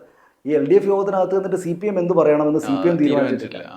അപ്പോൾ ഇത് അത്തരം കാര്യങ്ങളിലേക്ക് അവർക്ക് എത്തണമെങ്കിൽ ഇനി സമയം വേണം എന്നുള്ളത് കൊണ്ടായിരിക്കണമല്ലോ സ്വാഭാവികമായിട്ട്. അപ്പോൾ അതുകൊണ്ട് ഭരണപക്ഷം വളരെ വേഗത്തിൽ അവരുടെ ട്രാക്കിലേക്ക് കയറി, UDF-ൻ്റെ തനത് ട്രാക്കിലേക്ക് കയറി. LDF-ന് ആ ട്രാക്കിലല്ല അവരുള്ളത്. പ്രതിപക്ഷത്തിൻ്റെ ട്രാക്കിലേക്ക് അത് സമ്പൂർണ്ണമായിട്ട് എത്തിയിട്ടില്ല. അതുകൊണ്ടൊരു അമ്പരപ്പാണ് കാണുന്നത്. അപ്പോൾ ഈ സാഹചര്യത്തിൽ മാധ്യമങ്ങളുടെ ഒരു തുടർ പ്രവർത്തനവും പ്രധാനമാണല്ലോ. അപ്പോൾ ഞാൻ സനീഷിനോട് സംസാരിക്കാനുള്ള ഒരു കാരണം, നമ്മൾ പല ഘട്ടങ്ങളിലൂടെ കടന്നു വന്നതാണ് മലയാളത്തിലെ ഇലക്ട്രോണിക് മീഡിയ, ടെലിവിഷൻ. വലിയ പക്വത എത്താനുള്ള നീണ്ട പാരമ്പര്യമൊന്നും ഇല്ലെങ്കിൽ പോലും ഒരു കാൽനൂറ്റാണ്ട് വരുന്ന ഒരു അനുഭവത്തിനിടയിൽ നമ്മുടെ പലവിധ മാധ്യമങ്ങളുണ്ടല്ലോ. മുഖ്യധാര പാരമ്പര്യമുള്ള ഏഷ്യാനെറ്റ് ന്യൂസ് പോലുള്ള മാധ്യമമുണ്ട്, ഇന്ത്യ വിഷൻ പോലെ സ്വതന്ത്രമായി നേരിട്ട് വന്നുണ്ട്. അത് കഴിഞ്ഞ് ഏറ്റവും ഒടുവിൽ വന്ന ചാനലാണ് ന്യൂസ് മലയാളം ചാനൽ. അപ്പോൾ അതിൻ്റെ ലീഡർഷിപ്പിലിരിക്കുമ്പോൾ അത് ഉണ്ടാക്കിയ ചില മാറ്റങ്ങളുണ്ട് നമ്മുടെ ശീലങ്ങളിലും പിന്നെ അവതരണത്തിൻ്റെ രീതിയിലും ആളുകൾക്ക് സ്വീകരിക്കാമെന്നുള്ള നിലയിലേക്ക് കാണുന്ന ഇടയിൽ തന്നെ ഒരു മുന്നേറ്റം ഉണ്ടാക്കിയിട്ടുണ്ട്. സാധാരണ മുന്നേ കാണാത്ത പോലെ പെട്ടെന്ന് വരുന്നു, മെല്ലെ മെല്ലെ കയറുക എന്നുള്ളതിന് പുറത്ത് പെട്ടെന്ന് തന്നെ ആളുകളിലേക്ക് വന്നു. പഴയതുപോലെ വലിയൊരു ബോംബ് പൊട്ടിച്ചിട്ട് ഒരു വാർത്ത റിപ്പോർട്ട് ചെയ്തിട്ടല്ലല്ലോ, നമ്മൾ ഭാവുകത്വത്തിൽ തന്നെ മാറ്റം വരുത്തിയിട്ടാണല്ലോ. അപ്പോൾ ഈ ഘട്ടത്തിൽ ഈ എല്ലാ നിലയിലുള്ള ചാനലുകളിലും ഏഷ്യാനെറ്റ്, ഇന്ത്യ വിഷൻ ഇങ്ങനെ വന്ന് വർക്ക് ചെയ്തിട്ടുള്ള ഒരാൾ എന്നുള്ള നിലയ്ക്ക് ജേർണലിസത്തിൽ ഇപ്പം നിൽക്കുമ്പം ആ പഴയ കാലത്ത് നിന്നുള്ള മാറ്റം ഇപ്പോൾ ഈ രാഷ്ട്രീയക്കാർ നേരിടുന്ന അതേപോലത്തുള്ള വ്യത്യസ്ത അനുഭവങ്ങൾ നമ്മൾ നേരിടേണ്ടി വരുന്നുണ്ട്. അപ്പോൾ അത് എങ്ങനെയാണ് ഫീൽ ചെയ്യുന്നത്? ഇത് മുന്നോട്ട് തന്നെയാണോ പോകുന്നത്? ഇതിനകത്ത് ഞാനത് അതിൻ്റെയൊക്കെ പോകുന്നതിന് മുമ്പ് ഈ ന്യൂസ് മലയാളത്തിൻ്റെ കാര്യം പറഞ്ഞുകൊണ്ട് ഞങ്ങൾ വരുമ്പോൾ ഞങ്ങളാണല്ലോ, ഞങ്ങൾക്ക് ശേഷം പിന്നെ ഒരു ചാനൽ കൂടെ വന്നു, ബിഗ് ടി വി എന്ന് പറഞ്ഞിട്ട്. ബിഗ് ടി വി കൂടെ വന്നു. അപ്പം ഞങ്ങളാണ് താരതമ്യേന പുതിയ ചാനലാണല്ലോ. അപ്പം ഞങ്ങൾ വരുമ്പോൾ യഥാർത്ഥത്തിൽ കേരളത്തിൽ ചാനൽ രംഗത്ത് ആളുകൾ എന്തെങ്കിലും പ്രിഫർ ചെയ്യുന്ന, തിരഞ്ഞെടുത്ത് കാണുന്ന ഒരു ചാനലായിരിക്കും ഞങ്ങളുടേതെന്ന് ആരും വിചാരിച്ചിരുന്നില്ല. എന്ന് വെച്ചാൽ നമ്മുടെ ബന്ധുക്കളും സുഹൃത്തുക്കളായിട്ടുള്ള ആളുകൾ പോലും ഇങ്ങനൊരു ചാനൽ വന്നാൽ വരുന്നു എന്നേ ഉള്ളൂ. പിന്നെ ഞാനാണെങ്കിലും വർഷനാണെങ്കിലും പിന്നെ ഞങ്ങൾ രണ്ടുപേരും ചാനൽ, ഈ ന്യൂസ് ചാനൽ രംഗത്ത് നിന്ന് സജീവമായിട്ട് അങ്ങോട്ട് മാറി നിൽക്കുന്ന, ഞങ്ങൾ ഇതുപോലെ മധു ചെയ്യുന്ന പോലുള്ള കാര്യങ്ങളിലേക്ക് മാറിയ, ഡിജിറ്റൽ പ്ലാറ്റ്ഫോമുകളിലേക്ക് മാറിയത് ഞങ്ങൾ രണ്ടുപേരും. അതുകൊണ്ട് ഞാൻ 2 വർഷമോ 3 വർഷമായിട്ട് മാറി നിൽക്കുന്നതാണല്ലോ. അപ്പോൾ അതുകൊണ്ട് സ്വാഭാവികമായിട്ട് നമ്മളുടെ അടുത്ത് അങ്ങനെ ആരും ഇതൊരു വലിയ സംഭവമായിട്ട് വരുന്ന പ്രതീക്ഷയില്ല. പക്ഷേ ഞങ്ങൾ വലിയ സംഭവമായി. ഞങ്ങൾ വലിയ സംഭവമായി. കാരണം ഞങ്ങൾ പിന്നെ ഈ കേരളത്തിലെ ഒരു താഴെയുള്ള ചാനലായിട്ട് നിൽക്കും റേറ്റിങ്ങിലൊക്കെ എന്ന് കരുതി. ഇപ്പം മധുവിനെ തന്നെ അറിയാലോ, മധു റേറ്റിംഗ് ഒക്കെ വിശകലനം ചെയ്യുന്ന ആളാണ്. അപ്പോൾ മനോരമയുടെയും മാതൃഭൂമിയുടെയും മുകളിൽ പോലും ഞങ്ങൾ ചില റേറ്റിങ്ങിലെത്തി. എല്ലായ്പ്പോഴും അല്ല, പക്ഷേ ഈ പറയുന്ന എന്താണ്, നമ്മൾ ഏഷ്യാനെറ്റ് തുടങ്ങുന്ന ചാനലുകളുടെ റേറ്റിംഗിൽ ആളുകൾ പ്രിഫർ ചെയ്യുന്ന ചാനലുകളുടെ ഒരു ടോപ്പ് ലെയറിൽ തന്നെ ഞങ്ങൾ 4ാം സ്ഥാനത്തൊക്കെ ആയിട്ട് ഞങ്ങൾ എത്തുന്ന നിലയുണ്ടായി. അത് പക്ഷേ എങ്ങനെ വന്നു എന്ന് ചോദിച്ചാൽ, ഞങ്ങൾക്ക് ടെലിവിഷനിൽ ഞങ്ങളുടെ ചാനലിൽ ചർച്ചയുണ്ടായിരുന്നില്ല. ചാനൽ ചർച്ചയില്ല. ഞങ്ങളുടെ സാധാരണഗതിയിൽ ചെയ്യുന്ന പോലുള്ള ഒരു കാര്യം ഞങ്ങൾ ചെയ്തിട്ടില്ല. ഇപ്പം എല്ലായിടത്തും ഫ്ലക്സ് വെച്ചിട്ടാണല്ലോ. ഈ ചാനലിൽ തന്നെയും ഒരു പരസ്യം ചാനലിന് പുറത്തുണ്ട്. പിന്നെ ഞങ്ങളുടെ ചാനലിലല്ലാതെ ഞങ്ങളുടെ ചാനലിനെ പറ്റിയിട്ടുള്ള വർത്തമാനം, ഞങ്ങളുടെ ലോഗോ ഞങ്ങളുടെ ചാനലിലല്ലാതെ വേറെ എവിടെയും കാണാനില്ല. ഈ കേരളത്തിൻ്റെ നഗരങ്ങളിലേക്ക് ഇറങ്ങിയ ഫ്ലക്സിലൊന്നും ഞങ്ങളുടെ ചാനലിലൊന്നും ഞങ്ങളുടെ ലോഗോ ഒന്നും കാണാനില്ല. ഞങ്ങളുടെ വർക്ക് കൊണ്ട് മാത്രമാണ് കയറി വന്നത്.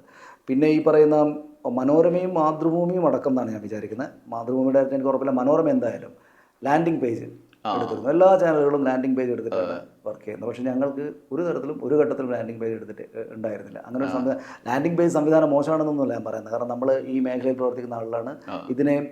ഇതൊരു ബിസിനസ് കൂടെ ചേർന്ന പരിപാടിയാണ്. അപ്പോൾ അത് സക്സസ് ആക്കാനുള്ള കാര്യങ്ങൾ എന്തൊക്കെയുണ്ടോ അതെല്ലാം എല്ലാവരും ചെയ്യും. അതിനകത്ത് എന്തെങ്കിലും പ്രത്യേകിച്ച് കാര്യമുണ്ട്. ഞാൻ പറയാൻ ശ്രമിക്കുന്ന ഒറ്റ കാര്യമുള്ളൂ, ഈ എക്സ്റ്റേണലായിട്ട് ചെയ്യുന്ന കാര്യങ്ങൾ കൊണ്ടൊന്നുമല്ല ന്യൂസ് മലയാളം ഈ കാണുന്ന നിലയിലേക്ക് കുതിച്ചു കയറി വന്നത്. ഇത്രയും വലിയ അധികാരിമാർക്ക് മുന്നിൽ വന്നത് അത് ഞങ്ങൾ കൊടുത്ത വാർത്തയുടെ മാത്രം കാര്യം കൊണ്ടാണ്.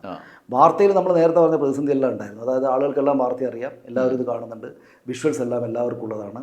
അതിൽ വളരെ സാധാരണീകരിക്കപ്പെട്ടൊരു കാലത്ത് പക്ഷേ അപ്പോഴും നിങ്ങൾ വൃത്തിക്ക് വാർത്ത കൊടുത്താൽ നിങ്ങളുടെ ചാനൽ കാണാൻ ആളുണ്ടാകും എന്ന് മലയാളത്തിലെ പ്രേക്ഷകർ തെളിയിച്ചു തന്നു, കേരളത്തിലെ പ്രേക്ഷകർ തെളിയിച്ചു തന്നു. അങ്ങനെയാണ് ഞങ്ങൾ കയറിയത്. അല്ലാതെ ഞങ്ങൾ എന്ത് ചെയ്തിട്ടാണ്? അല്ലാതെ ഞങ്ങൾ ഈ പറയുന്ന ബഹളം വെക്കൽ ഉണ്ടായിരുന്നില്ല.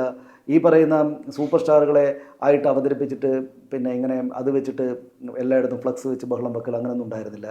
ഈ മാർക്കറ്റിങ്ങിൻ്റെ ഭാഗമായിട്ടുള്ള മറ്റ് ആക്ടിവിറ്റീസോ ഡിജിറ്റൽ പ്ലാറ്റ്ഫോമുകളിലെ PR പരിപാടികളോ ഈ പറയുന്ന ലാൻഡിംഗ് പേജോ ഇങ്ങനെയുള്ള ഒരു മാജിക്കിന് പിന്നാലെ പോകാതെ വാർത്ത സിംഗിളായിട്ട് കൊടുത്തിട്ടാണ് ഞങ്ങൾ കയറി വന്നത്. അപ്പോൾ അതിൽ സത്യത്തിൽ ഞങ്ങളുടെ ഭാഗമല്ലാതിരുന്ന ഈ പറയുന്ന നമ്മുടെ സുഹൃത്തുക്കളായിട്ടുള്ള മറ്റ് ചാനലുകളിലെ എന്ന് വെച്ചാൽ ഈ പ്രധാനപ്പെട്ട ചാനലുകളിലെ നയിക്കുന്ന ആളുകൾക്ക് പോലും സന്തോഷമുണ്ടായിരുന്നു. കാരണം എല്ലാവരും ജേർണലിസ്റ്റുകളാണല്ലോ.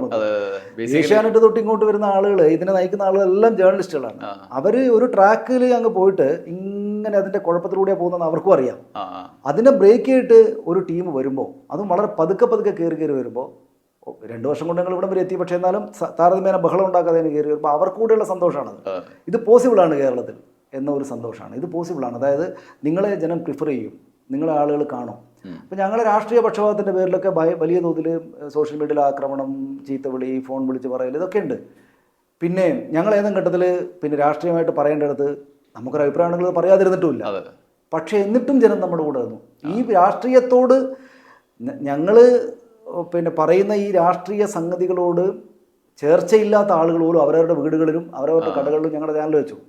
അപ്പോഴാണ് ഞങ്ങൾ മനസ്സിലാക്കുന്നത് ഈ കാര്യത്തിന് നിങ്ങൾ പറയുന്നത് ഞങ്ങൾക്ക് അംഗീകരിക്കാനൊന്നും വന്നില്ല, പക്ഷേ നിങ്ങൾ പറയുന്നത് ഞാൻ കേൾക്കാനുണ്ട്, നിങ്ങൾ പറയുന്നതിൽ കേൾക്കാൻ ഗൗരവമുള്ള കാര്യങ്ങളുണ്ട് എന്നുള്ളത് കൊണ്ട് ഈ ചാനൽ പലയിടത്തും വെച്ചു.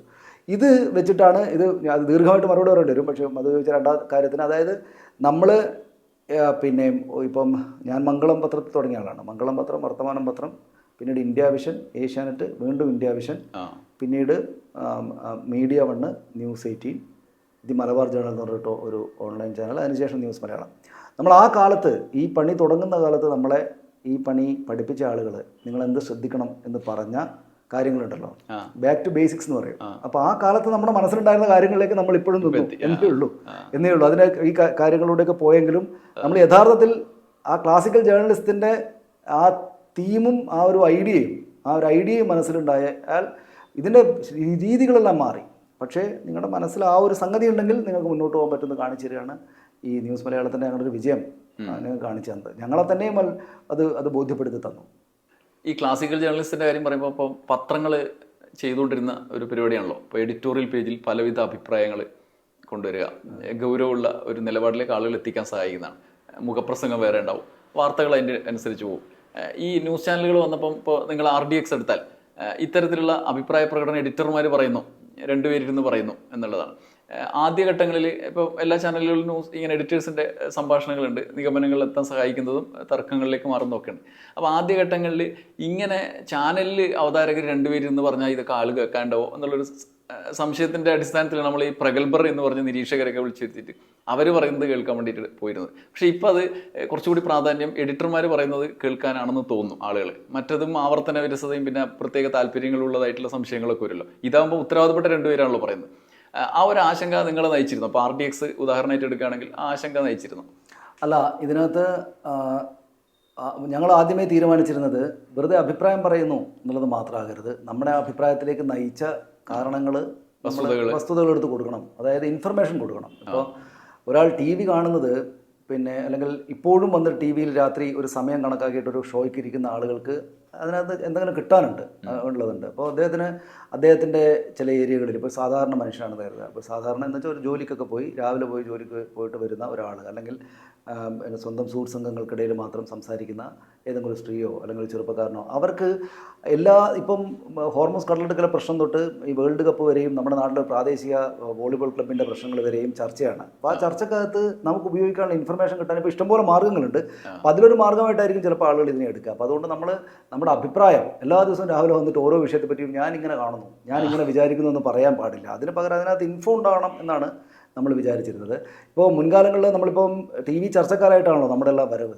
അപ്പം ചർച്ചയിലുള്ളൊരു കാര്യം എന്താണെന്ന് വെച്ചാൽ, ചർച്ചയെ പറ്റിയിട്ട് നമ്മുടെ പ്രധാനപ്പെട്ട നമ്മുടെ ഏഷ്യാനെറ്റൊക്കെ ചാനലിലൊക്കെ തലപ്പത്തൊക്കെ ഉണ്ടായിരുന്ന ആളുകളൊക്കെ തമാശ പറയുന്നൊരു കാര്യം, അല്ലെങ്കിൽ എല്ലാവർക്കും അറിയാവുന്നൊരു കാര്യം, അതൊരു വസ്തുതയുമാണ്. അതായത് എന്തുകൊണ്ടാണ് ചർച്ച ഒരു ചെലവുമില്ലാതെ 1-2 മണിക്കൂറുകൾ കൊണ്ടുപോകാൻ പറ്റുന്ന, ആളുകൾ എൻഗേജ് ചെയ്തിരുത്താൻ പറ്റുന്ന ഒരു പരിപാടിയാണിത്. ഇപ്പം ഇപ്പോഴും എനിക്ക് തോന്നുന്നു, ഞങ്ങളിപ്പോൾ ചർച്ച നടത്താറില്ല, ഇപ്പോഴും ഒരു TV ചാനലിലേക്ക് ചർച്ചയ്ക്ക് വരുന്ന ഒരാൾക്ക് അയാളുടെ ഒരു വാഹനം അയച്ചു കൊടുത്ത് കൊണ്ടുവരിക എന്നല്ലാതെ, അല്ലെങ്കിൽ അവരവരുടെ വീടുകളിൽ ഇരിക്കുക എന്നല്ലാതെ പ്രത്യേകിച്ച് പേ ചെയ്തിട്ടൊന്നുമല്ല അവർ വരുന്നത്. അപ്പോൾ അതിന് ചിലവൊന്നുമില്ല. നമ്മുടെ സ്റ്റുഡിയോ അവിടെയുണ്ട്, നമ്മുടെ അവതാരകനുണ്ട്, നമ്മുടെ ക്യാമറയുണ്ട്, നമ്മുടെ എയർ ടൈം ഉണ്ട്. ഈ ആളുകളൊന്ന് അഭിപ്രായം പറയുന്നു. ഇത് ആദ്യകാലത്ത് നല്ലതായിരുന്നു, ആളുകൾക്കത് കേൾക്കാൻ താല്പര്യമുണ്ടായിരുന്നു. പല രാഷ്ട്രീയ വിഷയങ്ങളെ പറ്റിയിട്ട് ഇവർ പറയുന്നത് ഇരുന്ന് കേൾക്കാനും അത് സംബന്ധിച്ചൊരു അഭിപ്രായം രൂപീകരിക്കാനും, ഇപ്പം പല അഭിപ്രായങ്ങളാണല്ലോ ആളുകൾ പറയുന്നത്, അപ്പോൾ അഭിപ്രായം രൂപീകരിക്കാനും ഒക്കെ ആളുകൾക്ക് പറ്റുമായിരുന്നു. പക്ഷേ പിന്നീട് പതുക്കെ അതൊരു രാഷ്ട്രീയ ആശയ പ്രചാരണ വേദിയൊക്കെ ആയതോടുകൂടിയിട്ട് എന്ത് സംഭവിച്ചെന്ന് വെച്ചാൽ അതിനകത്ത് ഭയങ്കരമായ നിക്ഷിപ്ത താല്പര്യങ്ങൾ വന്നു. എന്നുവെച്ചാൽ ഇപ്പോൾ ഒരു ചാനലിന് പ്രത്യേകമായ അഭിപ്രായം ഉണ്ടെങ്കിൽ ആ അഭിപ്രായത്തിൽ തന്നെ മുൻതൂക്കം വരുന്ന വിധത്തിൽ വല്ലാത്ത തോതിൽ ആളുകൾ വന്നു. ഇപ്പോൾ ചർച്ചകളിലൊക്കെ നമ്മൾ നടത്തിയ ചർച്ചകളിലൊക്കെ പ്രശ്നങ്ങളില്ലാത്ത ഭയങ്കര ഗംഭീരമായുള്ള ചർച്ചകളാണെന്നല്ല ഞാൻ പറയുന്നത്. പക്ഷേ ഒടുവിലൂടെയായപ്പോൾ എന്ന് വെച്ചാൽ അവിടെ വന്നിരിക്കുന്ന ആളുകൾ എന്താ പറയുക ഇന്ന് ആളുകൾക്ക് നേരത്തെ അറിയാം. അവിടെ എന്താണ് ഇന്നൊരു വിഷയം ഉണ്ടായാലും അവിടെ ആരാണ് വന്നിരിക്കുന്നതെന്ന് പോലും ജനങ്ങൾക്കറിയാം. അവിടെ ആരാണ് വന്നിരിക്കുന്നത്, അദ്ദേഹത്തിൻ്റെ ഡ്രസ്സിൻ്റെ കളർ എന്തായിരിക്കുന്ന പോലും ആളുകൾക്ക് പ്രവചിക്കാവുന്ന വിധത്തിൽ, ഞാനതൊരു ഉദാഹരണമായിട്ട് പറഞ്ഞാണ്, വളരെ ക്ലീഷേ ആയിട്ടുള്ളൊരു പരിപാടിയായിട്ട് മാറി. പിന്നെ വൈകാരികത അല്ലാതെ പുതിയതായ ഒരു കാര്യം ഉണ്ടാവില്ല. പിന്നെ വളരെ നിസ്സാരമായിട്ടുള്ള കാര്യങ്ങൾ ഒരുപാട് ദിവസങ്ങൾ ചർച്ച ചെയ്യുക, നിസ്സാരമായ കാര്യങ്ങൾ ഒരുപാട് ദിവസങ്ങൾ ചർച്ച ചെയ്യുക. അപ്പോൾ അതിനുണ്ടാകുന്നൊരു ഇമ്പാക്റ്റ് എന്താണെന്ന് വെച്ചാൽ അത് നിസ്സാരമായ കാര്യമല്ല എന്ന് ആളുകൾക്ക് തോന്നലുണ്ടാവും. എല്ലാ ദിവസവും നമ്മുടെ TV-യിൽ ഏറ്റവും റേറ്റിംഗുള്ള ഒരു TV-യിൽ ഒരു വിഷയം ഇങ്ങനെ വന്നു കളിച്ചുകൊണ്ടിരിക്കുകയാണ്. അപ്പോൾ ആളുകൾ കുറേ പേരെങ്കിലും കരുതും ഇതാണ് ശരിക്കും യഥാർത്ഥത്തിൽ വലിയ ഗൗരവമുള്ള വിഷയം എന്ന് കരുതില്ലേ. അപ്പോൾ ഇതിൻ്റെ ഒരു പീക്കിൽ നമ്മൾ ഈ ജോലിയാണല്ലോ ചെയ്യുന്നത്, നമ്മുടെ ജീവിക്കാൻ വേണ്ടി കൂടെയാണ് ഈ ജോലി ചെയ്യുന്നത്. അപ്പോൾ നമുക്ക് അതിൻ്റെ കൂടെ കുറച്ചൊക്കെ നടക്കേണ്ടി വരും. പക്ഷേ ഇതിൻ്റെ ഒരു എക്സ്ട്രീം അറ്റത്തേക്ക് എത്തിയപ്പോൾ അത് ഇനിയും ഇത് മുന്നോട്ട് പോകുന്നതിൽ കാര്യമില്ല എന്ന് കണ്ടിട്ടാണ് യഥാർത്ഥത്തിൽ ഈ News 18 TV-യിൽ വർക്ക് ചെയ്യായിരുന്നു ഞാൻ. അവിടെ നിന്ന് ഇറങ്ങിയിട്ട് നമുക്ക് മധുവൊക്കെ ചെയ്യുന്ന പണിയിലേക്ക് ഇറങ്ങാം. അപ്പം മധു തന്നെ ഇറങ്ങിയതുകൊണ്ടാണല്ലോ. അപ്പോൾ ഞാൻ പറയുന്നത്, നമ്മൾ ആ അർത്ഥത്തിൽ അങ്ങനെ ഒരു തീരുമാനം എടുക്കുമ്പോൾ 2-3 തരത്തിലുള്ള ആളുകൾ കാണാം. ഒന്ന്, നമ്മൾക്ക് ആ സിറ്റുവേഷനോട് എക്സൽ ചെയ്യാൻ പോകാൻ പറ്റാത്തതുകൊണ്ടാണ് എന്ന് വിചാരിക്കാം, അവരതിനുള്ള ശേഷിയില്ലാത്ത ആൾക്കാരാണെന്ന് വിചാരിക്കാം. 2 പിന്നെ എന്താണ് ഇവർ കുറച്ച് കൂടിയ ആളുകളാണെന്ന് സ്വയം ബോധ്യപ്പെടുത്താൻ വേണ്ടിയിട്ട് പോവാണ് എന്നൊരു തോന്നൽ പറയാം. ഇതെല്ലാം നമ്മളെ പറ്റിയും എന്നെ പറ്റിയൊക്കെ പറഞ്ഞിട്ടുണ്ട്. അതായത് അയാൾക്കത് പറ്റാനായിട്ടാണ് 1. 2 അവൻ വലിയ തത്വം പറയുന്ന ആളാണ്, അതുകൊണ്ട് പോകുന്നതാണ്. സത്യത്തിൽ അത് അങ്ങേറ്റം വേസ്റ്റ് ആയിരുന്നു, അതിൽ സംശയമൊന്നുമില്ല. അതിൽ പിന്നെ എന്താ വെച്ചാൽ ഓരോരുത്തരുടെ ജോലിയാണ്, അത് അവിടെ നിന്ന് തുടരേണ്ടതായിട്ട് വരും. പക്ഷേ എന്നാലും കുറേയേറെ മാറ്റങ്ങളൊക്കെ വരുത്താമായിരുന്നു. അപ്പോൾ പ്രത്യേകിച്ചും ലീഡ് ചെയ്യുന്ന ചാനലുകൾക്കൊക്കെ അവരുടെ രീതിയൊക്കെ മാറ്റാൻ വളരെ എളുപ്പമാണ്. പക്ഷേ അവർ രീതി മാറ്റുകയല്ല ചെയ്ത്, അവരവരുടെ രീതിയിൽ തന്നെ ഉറച്ചുറച്ച് നിൽക്കുക ചെയ്ത്. ഇപ്പം നമ്മൾ മാധ്യമങ്ങളാണെങ്കിലും രാഷ്ട്രീയ പ്രവർത്തകരുടെ ഏറ്റവും വലിയ ഗുണം എന്താണ് ഞാൻ കാണുന്നത്, ജനം അവർക്ക് കൊടുക്കുന്ന മെസ്സേജസിനനുസരിച്ച് അവരുടെ കാര്യങ്ങളിൽ മാറ്റം വരുത്തണമെങ്കിൽ വരുത്തും. അതൊരു ഒരു ഒരു ഒരു എന്താണ് നമ്മൾ ജീവിച്ചിരിക്കുന്ന എന്ത് സംഗതികളുടെയും എന്ന് വെച്ചാൽ നാട്ടുകാർ പറയുന്നതായിട്ട് മുഴുവനായിട്ടങ്ങ് മാറുക എന്നല്ല, പക്ഷെ അവർ പറയുന്നതിൽ വല്ല കാര്യമുണ്ടോ എന്ന് കണക്കാക്കിയിട്ട് അതിനനുസരിച്ച് അവനവനെ പുതുക്കുക എന്നുള്ളത് ഏതൊരു പിന്നെ ഒരു ജനാധിപത്യപരമായ സംവിധാനത്തിനും, അത് രാഷ്ട്രീയ പാർട്ടി ആയിക്കോട്ടെ, സംഘടനകളായിക്കോട്ടെ, മാധ്യമ സ്ഥാപനങ്ങളായിക്കോട്ടെ ആവശ്യമുള്ളതാണ്. പക്ഷേ നമ്മുടെ നാട്ടിലെ ടെലിവിഷൻ ചാനലുകൾ മാത്രം ആളുകൾ വിമർശിക്കും തോറും അവരവിടെ കിടന്ന് വിമർശിക്കട്ടെ, ഇത് തന്നെ ഞാൻ ചെയ്യും എന്ന വാശിയിലേക്ക് വരുന്നതായിട്ടാണ് കാണുന്നത് ചിലരെങ്കിലും, അല്ലേ? ചിലരെങ്കിലും അങ്ങനെയാണ് വരിക. അതായത് ഇവർ വിമർശിക്കുമ്പോൾ എന്ന് വെച്ചാൽ ഞങ്ങളത് അവരുമായിട്ട് യുദ്ധം പ്രഖ്യാപിക്കുക. നമ്മൾ ഈ ജോലിയൊക്കെ ചെയ്യുന്ന കാലത്ത് പഠിച്ചത് ഒരല്പം നിസ്സംഗത, നമ്മളെല്ലാം വ്യക്തികളാണ്, നമ്മളെ ചീത്ത വിളിക്കുകയും വിമർശിക്കുകയും ചെയ്യുമ്പോൾ നമുക്കൊരു ചെറിയ കാലുഷ്യമൊക്കെ വരും. പക്ഷേ എന്നാലും നമ്മളൊരു ഇതുപോലുള്ളൊരു ജോലിയാണ് ചെയ്യുന്നത്. ജനത്തിനും ഇൻഫർമേഷനോടെയുള്ളൊരു മീഡിയ ആണല്ലോ നമ്മൾ, ഒരു മീഡിയം സ്പേസിൽ നിൽക്കുന്ന നമുക്ക് അതിന് വേണ്ട ഒരു നിസ്സംഗത ആവശ്യമുണ്ട്. നിസ്സംഗത മീൻസ് ഒരുതരം പാകത ആവശ്യമുണ്ട്. ഇതല്ല, അവരെന്നെ വിമർശിക്കുന്നതുകൊണ്ട് അവരെ വിമർശിക്കാനാണ് ഞാൻ എൻ്റെ പ്ലാറ്റ്ഫോമിൽ ഉപയോഗിക്കുന്ന മട്ടിലേക്ക് ആളുകൾ മാറുകയും അതിങ്ങനെ എപ്പോൾ നോക്കിയാലും 1-ാം തീയതി കാണുന്നതിന് 2-ാം തീയതിയും 2-ാം തീയതി കാണുന്നതിന് 10-ാം തീയതിയും കാണുന്ന വിധത്തിലേക്ക് ഇങ്ങനെ പോവുക. നിസ്സാരമായിട്ടുള്ള കാര്യങ്ങൾ ഒരു 5 വർഷം മുമ്പുള്ള തെരഞ്ഞെടുപ്പ് കാലത്തെ ചർച്ചകളുടെ വിഷയങ്ങളും അതും ഓർമ്മയുണ്ടോ? അത് ഇപ്പോൾ ഞാൻ എപ്പോഴും പറയുന്ന ഉദാഹരണം പിന്നെ EDയുടെ ഇവിടുത്തെ വരവാണ്. KT ജലീലിനെ കൊണ്ടുപോയിട്ട് ചോദ്യം ചെയ്തൊക്കെ എവിടെയാണ് ആ കേസ്, എന്താ സംഭവിച്ചത്, എന്തൊക്കെയായിരുന്നു പത്രങ്ങൾ എഴുതി? എനിക്ക് ചാനലുകളുടെ കാര്യം പോട്ടെ, ആൾ മറന്നു പോകും, പക്ഷേ പത്രങ്ങളൊക്കെ എന്തൊക്കെയായിരുന്നു എഴുതിയിരുന്നത്. അപ്പോൾ നമ്മൾ അങ്ങനെ ഇതിപ്പോൾ ഞാനിവിടെ നിന്ന് പറയുന്നു, നമ്മളൊരു ചാനലിലേക്ക്, അപ്പോൾ ഈ ഇത്തരം കാര്യങ്ങളിൽ നിന്ന് മാറി നിൽക്കാൻ പരമാവധി ശ്രമിക്കണം എന്ന തീരുമാനം എടുത്തിട്ടാണ് നമ്മൾ വീണ്ടും തിരിച്ച് ന്യൂസ് ചാനലിലേക്ക് വരുന്നത്. അത് പറ്റില്ല എന്നുള്ളതുകൊണ്ട് ബോധ്യപ്പെട്ടപ്പോഴാണ് ഒടുവിൽ News 18 നിന്ന് ഇറങ്ങിയിട്ട് നമ്മളങ്ങ് പോയത്. പക്ഷേ അതിനുള്ള സ്പേസ്, അതായത് ഇവിടെ ചർച്ചയില്ല, ഈ ചാനൽ ചർച്ച ചെയ്യേണ്ടതില്ല, ചർച്ച വേണ്ടതില്ല എന്ന് തീരുമാനിച്ചൊരു മാനേജ്മെൻറ്റ് വരികയാണ്.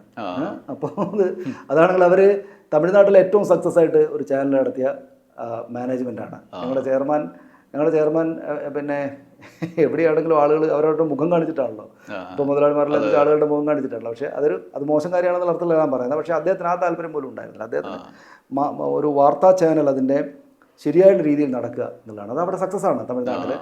അങ്ങനെയാണ്. അപ്പോൾ ഇവിടെ പിന്നെ ഇവിടെ എന്താണോ ചെയ്യുന്നത്, ഒരു സ്ഥലത്തെ മുഖത്തെടുത്തിട്ട് ഇവിടെ കൊണ്ടുവന്ന് വെക്കുക, അങ്ങനെയൊക്കെയാണല്ലോ സാധാരണ ഇതിൽ ചെയ്യുക. മറ്റൊരു സ്ഥലത്ത് ഒരു മുഖത്തെടുത്ത് ഇവിടെ വെച്ചിട്ട് പിന്നെ ചർച്ച അതേ റൂട്ടിൽ എല്ലാ ചാനലുകളും 8 മണിക്ക് ചർച്ചയാണ്, ഇവിടെയും 8 മണിക്ക് ചർച്ച ചെയ്യാവുന്ന വിധത്തിലേക്കാണ് പോകും. അങ്ങനെയല്ല, അതായത് നേരെ ടോട്ടലി മാറ്റിയ ഒരു പ്ലാനിലാണ് നമുക്ക് തുടങ്ങേണ്ടത് എന്നാണ് അദ്ദേഹം ഞങ്ങളോട് പറഞ്ഞത്. അത് ഞങ്ങൾക്ക് സത്യം പറഞ്ഞാൽ രോഗി ഇച്ഛിച്ചതും വൈദ്യൻ കൽപ്പിച്ചതും പാല് എന്നതുപോലത്തെ ഒരു സിറ്റുവേഷൻ ആയിരുന്നു. ഞങ്ങളതിന് ആ രീതിയിൽ തന്നെ കൊണ്ടുവന്നു. അതിനുള്ള ഫലം ഞാൻ നേരത്തെ പറഞ്ഞ പോലെ പ്രേക്ഷകർ തരികയും ചെയ്തു. അതിലിപ്പോൾ മലയാളി പ്രേക്ഷകരുടെ പ്രത്യേകത, കേരളത്തിലെ ഏതെങ്കിലും ജില്ലയിലെ പ്രശ്നം ആയിക്കോട്ടെ, സ്റ്റേറ്റ് ആയിക്കോട്ടെ, അന്താരാഷ്ട്രം, ദേശീയം കഴിഞ്ഞാൽ ഇപ്പോൾ ഇറാൻ യുദ്ധം, ഇങ്ങനെ ലോകത്ത് എന്ത് വന്നാലും അതിനെക്കുറിച്ച് ഏറ്റവും പുതിയ വിവരങ്ങളോ അല്ലെങ്കിൽ കൂടിയ വിവരങ്ങളോ ഒരു നിഗമനത്തിന് എത്തിക്കുന്നതിന് സഹായിക്കുന്ന തരത്തിലുള്ള അവർ ആഗ്രഹിക്കുന്നുണ്ട്.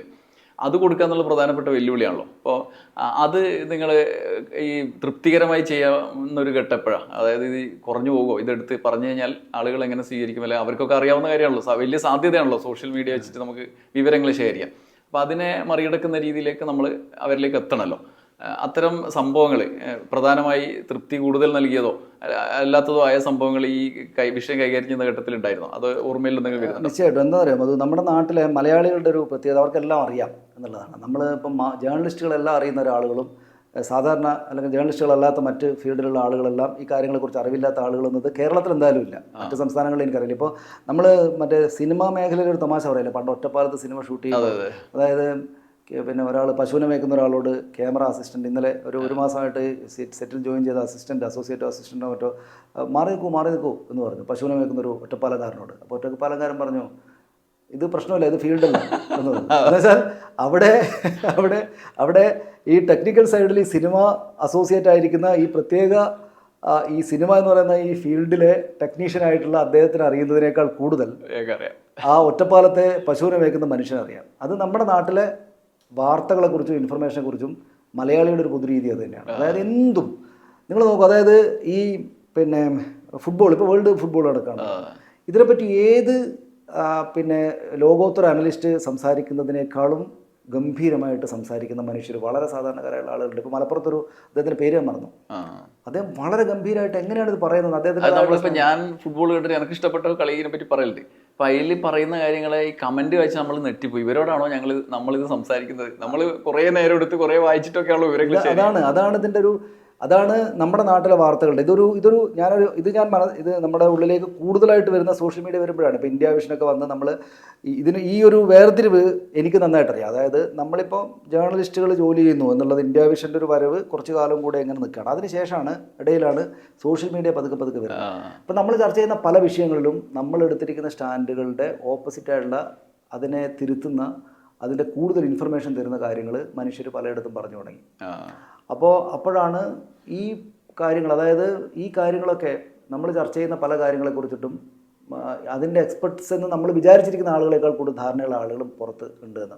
അപ്പോൾ ആ സമയത്ത് എന്താണെന്ന് വെച്ചാൽ കുറേയേറെ ആളുകൾ വിദേശ രാജ്യങ്ങളിലൊക്കെ ചെറുപ്പക്കാരായിട്ടുള്ള ആളുകൾ പോയിട്ടൊക്കെ ഉണ്ട്. അപ്പോൾ അങ്ങനെ ഞാൻ നേരത്തെ പറഞ്ഞ പോലെ പിന്നെ നമ്മൾ ഈ ഒരു പ്രത്യേക ഏരിയ, ഇപ്പോൾ ഫുട്ബോൾ ആണെങ്കിലും ക്രിക്കറ്റ് ആണെങ്കിലും, ഇനി അതല്ല ഇപ്പോൾ പോർട്ടുമായിട്ട് ബന്ധപ്പെട്ട കാര്യങ്ങളാണെങ്കിലും, ഇതേക്കുറിച്ച് പിന്നെ അറിവുള്ള ആളുകൾ നിറയെ ആളുകൾ പുറത്തുണ്ട്. ഇടക്കാലത്തൊക്കെ ഇവർ തന്നെ ചാനലുകൾ പ്രത്യക്ഷപ്പെട്ടു തുടങ്ങി. ഇപ്പം പിന്നെ പോർട്ടിനെ പറ്റിയൊക്കെ ഇപ്പോൾ നടക്കുന്ന ചർച്ചകളിൽ പല ചാനലുകളിലും അതിഥികളായിട്ട് വരുന്ന ആളുകളിൽ ഇത്തരം എക്സ്പെർട്ടൈസുള്ള ആളുകളുണ്ട്.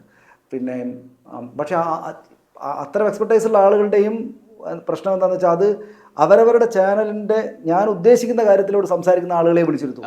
അതിൻ്റെ ഓപ്പോസിറ്റായിട്ടുള്ള എക്സ്പെർട്ടൈസുള്ള ആളുകളുണ്ടെങ്കിൽ അവർ അവിടെ പ്രത്യക്ഷപ്പെടില്ല. ആ പ്രശ്നമുണ്ട്. അപ്പോൾ എന്താ വെച്ചാൽ ഞാൻ പറഞ്ഞു വന്നതെന്ന് വെച്ചാൽ, നമ്മൾ ഈ അഭിപ്രായം പറയുമ്പോൾ ഇതാണ് നമ്മൾ ആദ്യം തന്നെ മനസ്സിൽ വെച്ചൊരു കാര്യം. നമ്മളെക്കാൾ കൂടുതൽ ഈ കാര്യങ്ങളെക്കുറിച്ച് അറിയാവുന്ന ഓരോരോ മേഖലയും ഇപ്പം നമ്മൾ മാധ്യമ മേഖലയിൽ നിൽക്കുന്ന ആളുകളാണ്. നമുക്ക് മാധ്യമ മേഖലയെക്കുറിച്ച് കുറച്ച് കൂടുതലായിട്ട് അറിയാം, അല്ലേ? പുറത്തുള്ള ആൾക്ക് ഒരുപക്ഷെ അതിനെപ്പറ്റി അറിയണമെന്നില്ല. സിനിമാ മേഖലയിലുള്ള ഒരാൾക്ക് സിനിമയിലെ കാര്യങ്ങൾ നമ്മൾ പുറത്തുനിന്ന് നോക്കി വിശകലനം ചെയ്യുന്നതിനേക്കാൾ കൂടുതൽ കാര്യങ്ങൾ അമ്മയോട് ചേർന്ന് നിൽക്കുന്ന ആൾക്ക് ഒരുപക്ഷെ അറിയാം. അപ്പോൾ ഓരോ മേഖലയെക്കുറിച്ചും നമ്മൾ സംസാരിക്കുമ്പോൾ, പോർട്ടിനെ പറ്റി സംസാരിക്കുമ്പോൾ നമ്മൾക്കറിയില്ലാത്ത കുറേ ആളുകൾ കൂടെയാണ് ഇത് കാണുന്നത്. അപ്പോൾ ആ ഒരു എക്സ്ക്യൂസ് കൂടെ വെച്ചിട്ട് വേണം നമ്മൾ സംസാരിക്കാൻ. അതിനുള്ള പണി നമ്മൾ നടത്തണം. അതിനുള്ള ആളുകളോട് സംസാരിക്കുകയും ഇൻഫർമേഷൻ എടുക്കലും അതിനുള്ള വായനയും നമ്മൾ നടത്തണം എന്ന് നമ്മൾ ആദ്യമേ തീരുമാനിച്ചായിരുന്നു. അപ്പോൾ പിന്നെ വരുന്നു, ചർച്ചയ്ക്ക് നേരെ വന്നുകൊണ്ടിരിക്കുന്നു, ചോദ്യം എന്താണ്, ഏത് വിഷയമാണ് എങ്കിലും അതിനെപ്പറ്റി അങ്ങ് പറയുന്നു എന്ന തരത്തിലുള്ള അവസ്ഥയിലേക്ക് പോയ ചർച്ചകളിൽ നിന്ന് ആണ് നമ്മൾ അതിൽ നിന്നുള്ള അത് കണ്ട് ഉപേക്ഷിച്ച് ടി വി ഉപേക്ഷിച്ച് പോയ ആളുകളാണ് നമ്മളെ കാണാൻ വരേണ്ടത് എന്ന തോന്നൽ നമുക്കുള്ളത്. അതുകൊണ്ട് ആ ഒരു പ്രിക്കോഷൻ നമ്മൾ എടുത്തിരുന്നു. അതിനുള്ളൊരു പഠനവും അതിനുള്ള കാര്യങ്ങളും നമുക്ക് ശരിക്കും അങ്ങനെ അഭിപ്രായം പറയാവുന്ന വിഷയങ്ങൾ എടുത്താൽ മതി. ഇല്ലെങ്കിൽ അത് കുറച്ചുകൂടെ ആഴത്തിലുള്ള പഠനം ആവശ്യമുള്ള വിഷയങ്ങളാണ് നമുക്ക് നാളത്തേക്ക് മാറ്റിവെക്കാം. ഇതെല്ലാം കൂടി എടുത്ത് ഇപ്പം തന്നെ പിന്നെ ഇന്ന് വന്ന വിഷയമാണല്ലോ, ഇന്ന് ഉടനെ ഞാൻ കൊടുത്തേക്കാം എന്ന് വിചാരിക്കേണ്ടതില്ല. പിന്നെ എന്തെങ്കിലും ഒരു പക്ഷപാതിത്വം കൊണ്ട് രാഷ്ട്രീയമായിട്ടുള്ള ബയാസ് എല്ലാവർക്കും ഉണ്ടാവുമല്ലോ, നമുക്കെല്ലാം ഉണ്ട്. ഓരോരുത്തർക്കും ഇപ്പോൾ കേരളത്തിലെ ആളുകൾ പറയും, പിന്നെ ഒരു 2014 മുമ്പാണെങ്കിൽ നിഷ്പക്ഷരാണ് ഞാൻ എന്ന് പറയുന്ന ആളുകൾ കുറേ എണ്ണം ഉണ്ടായിരുന്നു. അപ്പോൾ നമ്മുടെ കൂടെ പഠിച്ച ആൾക്കാർക്ക് എനിക്ക് രാഷ്ട്രീയമില്ല എന്ന് പറയും. 2014 ശേഷം മോദി സർക്കാർ വന്നപ്പോൾ ഇതാണ് ശരിയായ രാഷ്ട്രീയം എന്ന് പറഞ്ഞിട്ട് അവർക്ക് അങ്ങോട്ട് മാറി. അപ്പോൾ ഇപ്പോൾ കേരളത്തിലും ഇന്ത്യയിലെ കാര്യം നമുക്ക് കുറച്ചുകൂടെ വിശാലമായിട്ട് പരിശോധിക്കും. കേരളത്തിൽ എന്തായാലും ഇപ്പോൾ രാഷ്ട്രീയ ബയാസ് ഇല്ലാത്ത, പക്ഷപാതത്വം ഇല്ലാത്ത ഒരു മനുഷ്യനുമില്ല. എല്ലാവരും മൂന്നിലൊരിടത്താണ് നിൽക്കുന്നത്. അപ്പോൾ പിന്നെ എല്ലാവർക്കും ഉണ്ടാവും, അപ്പോൾ ഈ പണിയെടുക്കുന്ന ആൾക്കുണ്ടാവും. അപ്പോൾ നമ്മുടെ രാഷ്ട്രീയ ബയാസ് പക്ഷേ അതായിരിക്കുമ്പോഴും പിന്നെ അപ്പുറത്തുള്ള കാര്യങ്ങളുണ്ടാവും എന്ന് നമ്മളൊരു എക്സ്ക്യൂസ് വെച്ച് വേണം കാര്യങ്ങളെപ്പറ്റി പറയാൻ. അതായത് അവർ പറയുന്ന കാര്യങ്ങളുണ്ടാവും എന്ന്. ഇപ്പോൾ നമ്മൾ പിന്നെ ഇടതുപക്ഷം തന്നെ ജയിക്കും എന്ന് വിചാരിക്കുമ്പോൾ ആ തിരിച്ചൊരു റിസൾട്ട് വരാൻ സാധ്യതയുണ്ട്. അല്ലെങ്കിൽ UDF ജയിക്കും എന്ന് പറയുമ്പോൾ ചിലപ്പോൾ ഒരുപക്ഷെ വീണ്ടും മൂന്നാം സർക്കാർ വന്നേക്കാം എന്നൊരു ചിന്ത വെക്കുന്നതാണ് മാധ്യമപ്രവർത്തകർക്ക് നല്ലത്. നമ്മുടെ ബയാസ് അല്ലെങ്കിൽ നമ്മൾ അതിൻ്റെ അടുത്ത് കുടുക്കിയിടും എന്നൊരു തോന്നൽ നമുക്ക് ഉണ്ടാവുമല്ലോ സ്വാഭാവികം. അപ്പോൾ ഏത് വിഷയത്തെ പറ്റി പറയുമ്പോഴും നമ്മൾ പിന്നെ ഇതിനകത്ത് നമുക്കറിയില്ലാത്തൊരു ഏരിയ കൂടെ ഉണ്ടാവാൻ ഇടയുണ്ട് എന്നത് കൂടെ കണക്കിലെടുത്തിട്ടേ പറയാറുള്ളൂ. പിന്നെ നമുക്ക് ഉറപ്പായിട്ടും വിളിച്ച് പറയാവുന്ന ചില കാര്യങ്ങളുണ്ടാവും. അപ്പം പിന്നെ എന്താണ്, ശ്വേതാ മേനോനും പിന്നെ പിഷാരടിയും തമ്മിലുള്ള ഫോൺ സംഭാഷണം നമ്മൾ കേൾക്കുമ്പോൾ അതിനകത്തുള്ള കാര്യങ്ങളെക്കാൾ കൂടുതൽ ഇതെങ്ങനെ രണ്ടുപേർ വളരെ പ്രൈവറ്റായിട്ട് സംസാരിച്ചത് പുറത്തേക്ക് വരുന്നു സംഭാഷണം, അത് രണ്ടിലൊരാൾ കൊടുത്തായിരിക്കുമല്ലോ. ആ രണ്ടിലൊരാൾ കൊടുത്ത ആൾ നിശ്ചയമായിട്ടും മറ്റേ ആളോട് ഒരു അനീതിയാണ് ചെയ്തിരിക്കുന്നത്. ആ അർത്ഥത്തിൽ സമൂഹത്തോടും അനീതിയാണ് ചെയ്തിരിക്കുന്നത് എന്ന് നമുക്ക് തോന്നും. മനുഷ്യനും തമ്മിലുള്ള പിന്നെ എന്താണ് പ്രൈവസിക്കുള്ള അവകാശം എന്നൊക്കെ പറയുന്ന പോലെ മാന്യതക്കുള്ള അവകാശത്തെ ലംഘിക്കുന്ന ഇത് പുറത്തേക്ക് വിട്ടത് തെറ്റാണ് എന്ന സ്റ്റാൻഡ് എടുക്കാൻ നമുക്ക് ഒരു നിമിഷ നേരത്തിൻ്റെ അതെ അതെ ആലോചന പോലും വേണ്ട. ആ.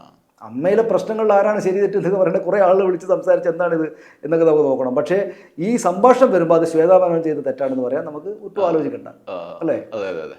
അത് ഇത്തരം ഘട്ടങ്ങളിൽ ഈ രാഷ്ട്രീയ നേതാക്കൾ ഇപ്പോൾ മലയാളിയെ സംബന്ധിച്ച് ഒരു സൈഡിലും മീഡിയ ഉണ്ട്, മറു സൈഡിൽ രാഷ്ട്രീയ നേതൃത്വങ്ങളുണ്ട്. അപ്പോൾ ഇത് ഒഴിവാക്കിക്കൊണ്ട് നമ്മൾ മുന്നോട്ട് പോകാൻ പറ്റില്ല. അപ്പോൾ ഈ രാഷ്ട്രീയ നേതാക്കൾക്കുള്ള ഒരു പരിഗണനയോ അല്ലെങ്കിൽ അവരുടെ ഒരു അസാന്നിധ്യമോ പല ഘട്ടങ്ങളിൽ ചർച്ചയില്ലാത്ത ഘട്ടങ്ങളിൽ ഉണ്ടാവുമല്ലോ. ഇപ്പോൾ നിങ്ങളുടെ ചാനലിൽ അത് ന്യൂസ് മലയാളത്തിൽ അതൊരു പ്രശ്നമാണല്ലോ. അപ്പോൾ അത്തരം സമയങ്ങളുണ്ടോ? അവരുടെ അഭിപ്രായങ്ങൾ അതിനെക്കുറിച്ച് കേട്ടിട്ടുണ്ടോ? അവർ സംസാരിക്കാറുണ്ടോ? അല്ല, അതൊരു പ്രശ്നമാണ്. നമ്മുടെ ഒരു ചർച്ചയില്ലാത്തതുകൊണ്ട് വരുന്നൊരു കാര്യം എന്താണെന്ന് വെച്ചാൽ നമ്മുടെ ഈ ടോക്കിംഗ് ഹെഡ്സ്, നമ്മുടെ ഈ സംസാരിക്കുന്ന ആളുകൾ, രാഷ്ട്രീയക്കാർ, അവരുടെ ഒരു പ്രാതിനിധ്യം കുറവല്ലേ എന്ന് നമുക്ക് തോന്നും. പക്ഷേ അത് നമ്മുടെ തമിഴ്നാട് ചാനലുമായിട്ട് വെച്ച് നോക്കുമ്പോൾ തമിഴ്നാട്ടിലും ഒരുപക്ഷെ മറ്റ് സംസ്ഥാനങ്ങളിലും എനിക്ക് തോന്നുന്നു ഈ ടോപ്പ് ലെയറിലുള്ള രാഷ്ട്രീയ നേതാക്കൾ തന്നെയും മാധ്യമങ്ങളിലൂടെ ജനങ്ങളോട് നിരന്തരമായിട്ട് സംസാരിച്ചുകൊണ്ടിരിക്കുന്ന ശീലം മറ്റ് സംസ്ഥാനങ്ങളിൽ അങ്ങനെയില്ല. ഇപ്പോൾ സ്റ്റാലിൻ അല്ലെങ്കിൽ MK സ്റ്റാലിൻ കഴിഞ്ഞാണ് മുഖ്യമന്ത്രിയായിരുന്ന ആള്, കഴിഞ്ഞാണ് ഇവിടെ മുഖ്യമന്ത്രിയായിരുന്ന പിണറായി വിജയനെ പോലെ വാർത്താ സമ്മേളനം നടത്തില്ലല്ലോ. ചോദ്യങ്ങളുമായി കൊണ്ട് മൈക്കൊണ്ട് അദ്ദേഹത്തോട് ചെല്ലുന്ന നമ്മൾ കാണുന്നില്ലല്ലോ.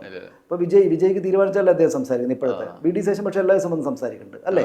നമുക്ക് എന്തും അദ്ദേഹത്തോട് ചോദിക്കാം. അപ്പോൾ കേരളത്തിൽ ആ രീതി എന്ന് വെച്ചാൽ ഏറ്റവും ടോപ്പ് ലെയർ ലീഡർഷിപ്പ് തന്നെയും മാധ്യമങ്ങളോട് എല്ലാ ദിവസവും സംസാരിക്കാൻ ഉണ്ട്. അപ്പോൾ സത്യത്തിൽ ചർച്ചയിൽ വരുന്ന അതിഥികളില്ല എന്നതുകൊണ്ട് നമ്മുടെ രാഷ്ട്രീയ ലീഡർഷിപ്പ്, പൊളിറ്റിക്കൽ ലീഡർഷിപ്പ് നമ്മുടെ ചാനലിൽ പ്രത്യക്ഷപ്പെടാത്തൊരു സാഹചര്യം കേരളത്തിലില്ല എന്നാണ് നമ്മൾ കണ്ടിരിക്കുന്നത്. പക്ഷേ എന്നാലും എങ്ങനെയാണ് നമുക്കൊരു പലതരം അഭിപ്രായങ്ങളെ കൊണ്ടുവരാൻ പറ്റുക എന്ന് നമ്മൾ ആലോചിക്കുന്നുമുണ്ട്. അതിപ്പോൾ ഇവിടെ ഇല്ല. അപ്പോൾ നമ്മൾ തന്നെയാണ് അഭിപ്രായങ്ങൾ പറയുന്നത്. അപ്പോൾ അത് പക്ഷേ ഞങ്ങളുടെ ചാനലിനോട് എല്ലാ രാഷ്ട്രീയ പാർട്ടികളുടെയും നേതാക്കൾക്ക് നല്ല താല്പര്യമുണ്ട്. അപ്പോൾ അത് റേറ്റിങ്ങിൽ വന്നതുകൊണ്ട് മാത്രമല്ല, സത്യത്തിൽ രാഷ്ട്രീയക്കാരാണ് ഇത്തരം സംഗതികളുടെ ചലനങ്ങൾ ഏറ്റവും ആദ്യം തിരിച്ചറിയാൻ. അതായത് നമ്മുടെ നാട്ടുകാർ ഇപ്പം ഞങ്ങൾ കാണുന്നത് പോലെ തന്നെ നമ്മൾക്കിപ്പോൾ പല ആളുകളും പതുക്കെ ഞങ്ങൾ തിരിച്ചറിയുന്നത്, ചാനൽ നിറയെ ആളുകൾ കാണുന്നു തിരിച്ചറിയുന്നത്, പലരും പലയിടത്ത് നിന്നായിട്ട് ഫോട്ടോയും വീഡിയോ എടുത്ത് അയച്ചു തന്നു. ചില ഉൾനാടൻ സ്ഥലങ്ങളിൽ പോയിട്ട് ആരെങ്കിലും നമ്മുടെ ആളുകളോ അല്ല നമ്മുടെ സുഹൃത്തുക്കളായിട്ടുള്ള ആളുകൾ ചായ കുടിക്കാനിരിക്കുമ്പോൾ ആ ഹോട്ടലിൽ നമ്മുടെ ചാനൽ വെച്ചിട്ടുണ്ടാവും. അപ്പോൾ നമ്മളോട് താല്പര്യമുള്ള ആൾ ഇതെന്താ ഇവിടെ വെച്ചിരിക്കുന്നത് ചോദിക്കുമ്പോൾ അത് നല്ല ചാനലാണ്, പിന്നെ അതിനകത്ത് പരസ്യമില്ല എന്ന് പറയും. ആദ്യകാലങ്ങളിൽ പരസ്യം കുറവായിരുന്നു. അപ്പോൾ പിന്നെ പരസ്യമില്ലാത്തത് കൊണ്ട് കണ്ടു തുടങ്ങിയ ആളുകൾ പരസ്യം നിറയെ വന്ന് പരസ്യങ്ങളായപ്പോഴും ചാനലിൻ്റെ ക്വാളിറ്റി കൊണ്ട് അങ്ങ് കണ്ടുപോയി. അപ്പോൾ അപ്പോൾ അത് രാഷ്ട്രീയക്കാർ തിരിച്ചറിയും. അപ്പോൾ രാഷ്ട്രീയക്കാർ അതുകൊണ്ട് തന്നെ അവരെ ഉൾപ്പെടുത്താൻ പലപ്പോഴായിട്ട്, ഇപ്പോൾ തെരഞ്ഞെടുപ്പ് സമയത്തൊക്കെ ആണെങ്കിൽ പലപ്പോഴായിട്ട് അവരുടെ ആളുകളെല്ലാം മറ്റുള്ളവരെ എന്ന പോലെ കാണും.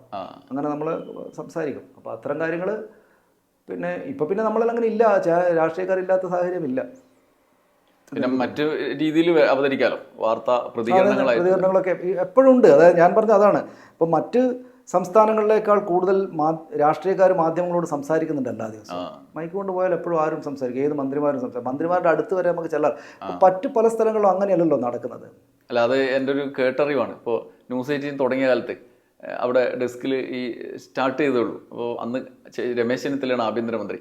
അപ്പോൾ ചെന്നിത്തലയുടെ ബൈറ്റ് കേരളത്തിലൊരു പ്രധാനപ്പെട്ട റിപ്പോർട്ടർ എടുത്തു. അപ്പോൾ അത് ഡെസ്കിൽ വിളിച്ചറിയിച്ചു. അപ്പോൾ അവർ ഓൾ ഇന്ത്യ ലെവലിൽ പ്രധാന ഡെസ്ക് ഉണ്ടല്ലോ പല ഭാഷയിൽ, അപ്പോൾ അവിടെയൊക്കെ ഇത് അറിയിച്ചു. കേരളത്തിൽ ഹോം മിനിസ്റ്ററുടെ ബൈറ്റ് എടുത്തിരിക്കും നമുക്ക് എക്സ്ക്ലൂസീവ് ആയിട്ട്.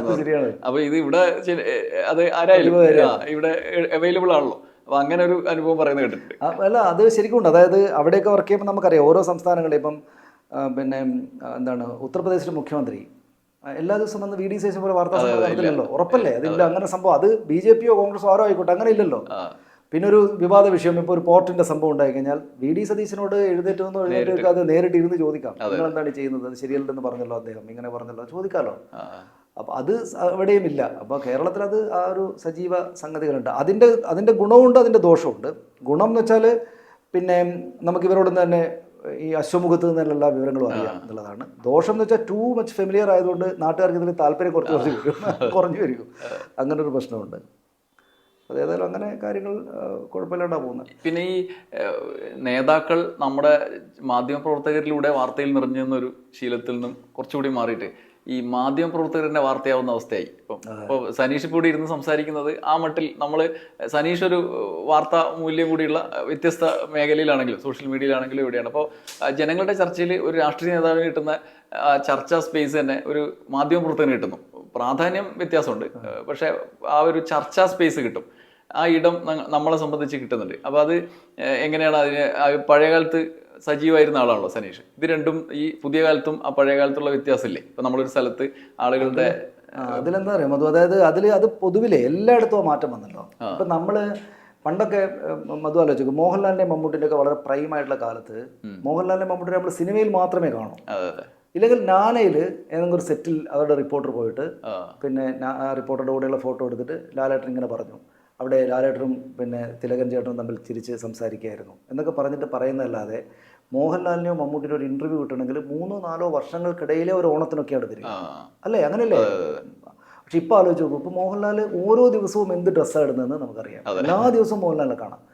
അന്ന് ആളുകൾ അവർ തന്നെയും വിചാരിച്ചിരുന്നത്, ഈ താരങ്ങൾ തന്നെയും വിചാരിച്ചിരിക്കുന്നത് ടൂ മച്ച് ഇങ്ങനെ ആളുകൾക്ക് ഇടയിലേക്ക് ഇങ്ങനെ വിഷ്വലായിട്ടും ഫോട്ടോ ആയിട്ടും വന്നാൽ അവരുടെ സൂപ്പർ സ്റ്റാർഡത്തിന് ക്ഷീണം സംഭവിക്കുക ചെയ്യുക എന്നായിരുന്നു അക്കാലത്ത് വിചാരിച്ചിരുന്നെങ്കിൽ ഇപ്പം അങ്ങനെയല്ല. എല്ലാ ദിവസവും ആളുകൾക്ക് മുന്നിലേക്ക് വരികയും എല്ലാ ചെറിയ ചെറിയ ചലനങ്ങളും സംസാരങ്ങളും വർത്തമാനങ്ങളും ചിരിയും സന്ദർശിക്കലും ആളുകൾ കാണലും കൂടുതലായിട്ട് ആളുകൾക്കിടയിലേക്ക് ഇറങ്ങുന്നതായുള്ള തോന്നലുണ്ടാക്കലും ഒക്കെയാണ് സൂപ്പർ സ്റ്റാറിനെ ഉണ്ടാക്കുന്നതെന്നാണ് ഇപ്പോൾ സിനിമാക്കാർ വിചാരിക്കുന്നത്. എല്ലാം അതെ. ഇപ്പം അവർ മാത്രമല്ല, ഇപ്പം നമ്മുടെ ഈ പറയുന്ന നമ്മൾ നേരത്തെ പറഞ്ഞ പോലുള്ള ഓൺലൈൻ മീഡിയ എല്ലാം വന്ന എന്താണ്, ഇവരെവിടെയാണോ പോകുന്നത്, ഒരു ചായക്കടയിൽ പോയാലും അവിടെ പോയാലും ഇവിടെ പോയാലും എല്ലാം ക്യാമറയിൽ.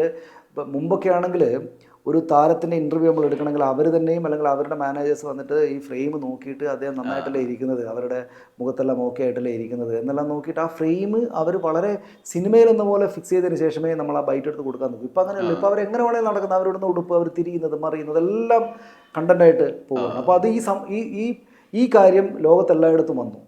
എല്ലാവരും സൂപ്പർ സ്റ്റാർസ് ആണ്. ഞാൻ എന്നെ ഒരു സൂപ്പർ സ്റ്റാറായിട്ടാണ് കണക്കാക്കുന്നത്. ഏത് സാധാരണ ഒരു കോളേജ് വിദ്യാർത്ഥിയാണെങ്കിലും അയാളെ ഒരു സൂപ്പർ സ്റ്റാറായിട്ടാണ്. അയാൾക്ക് അയാളെ സ്വയം ആവിഷ്കരിക്കാനുള്ള സോഷ്യൽ മീഡിയ ഉണ്ട്. അയാൾക്ക് ഫോട്ടോ എടുത്തിടാം, ഫോട്ടോ ഫില്ലർ ഇടാം.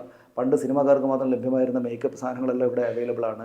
അത് തന്നെ ഫോണിൽ നല്ല ക്വാളിറ്റിയുള്ള ഫോണുണ്ട്, അതിനകത്ത് തന്നെ വേറെ ഫില്ലറുകളുണ്ട്. അപ്പോൾ ഇത് മാറി, അതായത് ഈ വിഷ്വൽസിൻ്റെ ആധിക്യം നന്നായിട്ട് വന്നു. അപ്പോൾ സ്വാഭാവികമായിട്ടും പിന്നെ അതുപോലെ തന്നെയായി ഇപ്പം അലൻ ജോസ് പെരേര എന്ന് പറഞ്ഞാൽ നമ്മൾ കാണുന്നില്ല, മധു ഞാനും കാണുന്നില്ലെങ്കിൽ കാണുന്നില്ല, അത്രയേ ഉള്ളൂ. പക്ഷെ അദ്ദേഹം വേറൊരു സ്ഥലത്തെ സൂപ്പർ സ്റ്റാറാണ്. അപ്പോൾ പണ്ട് LJP എന്നൊക്കെ പറയും, അപ്പോൾ പിന്നെ AJP, അപ്പോൾ അങ്ങനെയുള്ള ഓരോരോ ഏരിയകളിൽ സൂപ്പർ സ്റ്റാറുകളുണ്ട് ഇപ്പോൾ. അപ്പൊ സ്വാഭാവികമായിട്ടും മീഡിയക്കാർ ചില അല്ല അങ്ങനെ ഒരാളിപ്പോ ഈ വേൾഡ് കപ്പിന്റെ സമയത്ത് മനോജ് എന്ന് പറയുന്ന ആള് ഇതുപോലെ ഈ അലൻ ജോസ് പെരേരന്റെ കൂടെ ഈ തിയേറ്റർ റിവ്യൂ പറഞ്ഞുകൊണ്ടിരുന്ന ആള് ഈ വേൾഡ് കപ്പ് സമയത്ത് ഉണ്ടാക്കിയ പാട്ട് ലോക പ്രശസ്തമായി. മെസ്സി അവര് തന്നെയും വേൾഡ് കപ്പിന്റെ ഫിഫ പേജുകളിലൊക്കെ ഇടുന്ന രീതിയിലേക്ക്. അപ്പോൾ അതാണ് ഞാൻ പറഞ്ഞത്. അപ്പൊ അത് അത്തരം കാര്യങ്ങള് പിന്നെ അങ്ങനെ സംഭവിച്ചു. അപ്പൊ സ്വാഭാവികമായിട്ട് മാധ്യമപ്രവർത്തകരും പിന്നെ ഇപ്പം കേരളത്തിലൊക്കെ എന്ന് വെച്ചാൽ പണ്ടും മാധ്യമപ്രവർത്തകരോടൊരു ബഹുമാനത്തോടെയുള്ളൊരു കാര്യമുണ്ട്. ഇപ്പം TJ ജോർജ് എന്നൊക്കെ പറഞ്ഞാൽ, അല്ലെങ്കിൽ നമ്മുടെ പഴയ കാലത്ത് പ്രധാനപ്പെട്ട മാധ്യമപ്രവർത്തകർ ഇപ്പം MP നാരായണപിള്ള എന്നൊക്കെ പറഞ്ഞാൽ അന്ന് എഴുത്തിൻ്റെ ഒക്കെ കാലത്ത് എന്ന് വെച്ചാൽ ആളുകൾക്ക് വലിയ വാല്യൂ ഉണ്ട്. നമ്മൾ പിന്നെ തകഴിയും വൈക്കം മുഹമ്മദ് ബഷീറും ഒക്കെ ഉള്ള സാഹിത്യത്തിൽ എഴുതിയിട്ടുള്ള ആളുകളെ പോലെ ഞാൻ പറയുന്നത് അത്ര വലുപ്പത്തിലല്ല, പക്ഷേ അതുപോലെ ബഹുമാനിക്കപ്പെടുന്ന ആളുകളായിരുന്നു പത്രക്കാർ. ഇപ്പോൾ സ്വാഭാവികമായിട്ടും ഈ പറയുന്ന എല്ലാവരും സെലിബ്രേറ്റ് ചെയ്യപ്പെടുന്ന ഒരു കാലത്ത് സെലിബ്രേറ്റ് ചെയ്യപ്പെടാവുന്ന ആളുകളാണ് മാധ്യമപ്രവർത്തകർ എന്നല്ല കൂടെ വന്നു. അതൊരു സ്വാഭാവികമായിട്ടുള്ള കാര്യമാണെന്ന് എനിക്ക് തോന്നുന്നത്. ഇനിയിപ്പോൾ ഈ ഒരു സോഷ്യൽ മീഡിയയുടെ ഇമ്പാക്റ്റ്, അപ്പോൾ അത് പുതിയ കാലത്തിൻ്റെ പ്രത്യേകത ഓരോ തവണയും നമ്മൾ ഈ ജനറേഷൻ ഗ്യാപ്പൊക്കെ വളരെ കുറച്ച് കാലമേ ഉള്ളൂ, പെട്ടെന്നങ്ങ് മാറണം. നമുക്ക് തന്നെ ഫോളോ ചെയ്യാനുള്ള സമയം പോലും കിട്ടുന്നില്ല. അപ്പോൾ സോഷ്യൽ മീഡിയ ഇപ്പം നമ്മൾ കാണുന്നത് നീലക്കുയിൽ കാലം എന്നാണ് പറയുന്നത്. അപ്പോൾ ഇനി പെട്ടെന്ന് എന്താ മാറ്റം നമുക്ക് പറയാൻ പറ്റില്ല. അപ്പോൾ ആ ഘട്ടത്തിലും ഇലക്ട്രോണിക് മീഡിയ അങ്ങനെ വിചാരിച്ച പോലെ പണ്ട് പ്രവചിച്ച പോലെ തകർച്ചയിലേക്കൊന്നും പോയിട്ടില്ല. അപ്പോൾ ഇനി ഉണ്ടാകുന്ന മാറ്റങ്ങൾ നമ്മൾ നേരത്തെ ഏത് മട്ടിലാണ് കാണേണ്ടത്? അല്ല, ഇതിപ്പോൾ ക്വാളിറ്റി പ്രധാനമാകുകയാണ് ചെയ്യുക. അതായത് എന്ത് സംഗതികളും കൂടുതലായിട്ടുണ്ടാകുമ്പോൾ ക്വാളിറ്റി, അതിൽ ഏറ്റവും ക്വാളിറ്റിയുള്ള കാര്യമാണല്ലോ നിൽക്കുക. ഇപ്പോൾ നമ്മൾ പിന്നെ എന്താണ്, ഇപ്പോൾ നമുക്ക് അരി ഒരുപാട് കിട്ടുന്ന കാലത്ത് ഏറ്റവും നല്ല അരി എന്ന് പറഞ്ഞൊരു അരി വിൽക്കാനുണ്ടാവും, ഇല്ലേ? അതിന് വില കൊടുത്ത് മേടിക്കാൻ ആളുകളുണ്ടാവും. അല്ലെങ്കിൽ എന്താണെങ്കിലും ഇപ്പോൾ സിനിമ ഇപ്പോൾ ഇത്രമാത്രം വലിയ പിന്നെ ഒരുപാട് സിനിമകൾ വരുന്നു, ചെറിയ ഷോർട്ട് ഫിലിംസ്, അത് എന്നൊക്കെ പറഞ്ഞ് നമ്മൾ പണ്ട് തിയേറ്ററിൽ വെള്ളിയാഴ്ച റിലീസ് ചെയ്യാൻ വേണ്ടി കാത്തിരുന്നെങ്കിൽ ഇപ്പോൾ എന്ത് കണ്ടന്റാണ് ഫോണുകളിലേക്ക് വരുന്നത്. ഇപ്പോൾ പക്ഷേ മോഹൻലാലും മമ്മൂട്ടിയുടെ വാല്യൂ കൂടുകയാണ് ചെയ്യുന്നത്, അല്ലേ? ഇപ്പോൾ 10-30 വർഷങ്ങൾക്ക് മുമ്പ് നമ്മൾ കണ്ടുപേക്ഷിച്ച അല്ലെങ്കിൽ കടന്നു വന്ന കിരീടം വീണ്ടും റിലീസ് ചെയ്യുകയാണ്. അപ്പോൾ എല്ലാവർക്കും കണ്ടറിഞ്ഞാൽ എന്താണ് അതിൻ്റെ ഒരു സസ്പെൻസും ഇല്ലാത്ത സിനിമയാണ്, പക്ഷേ വരുന്നു.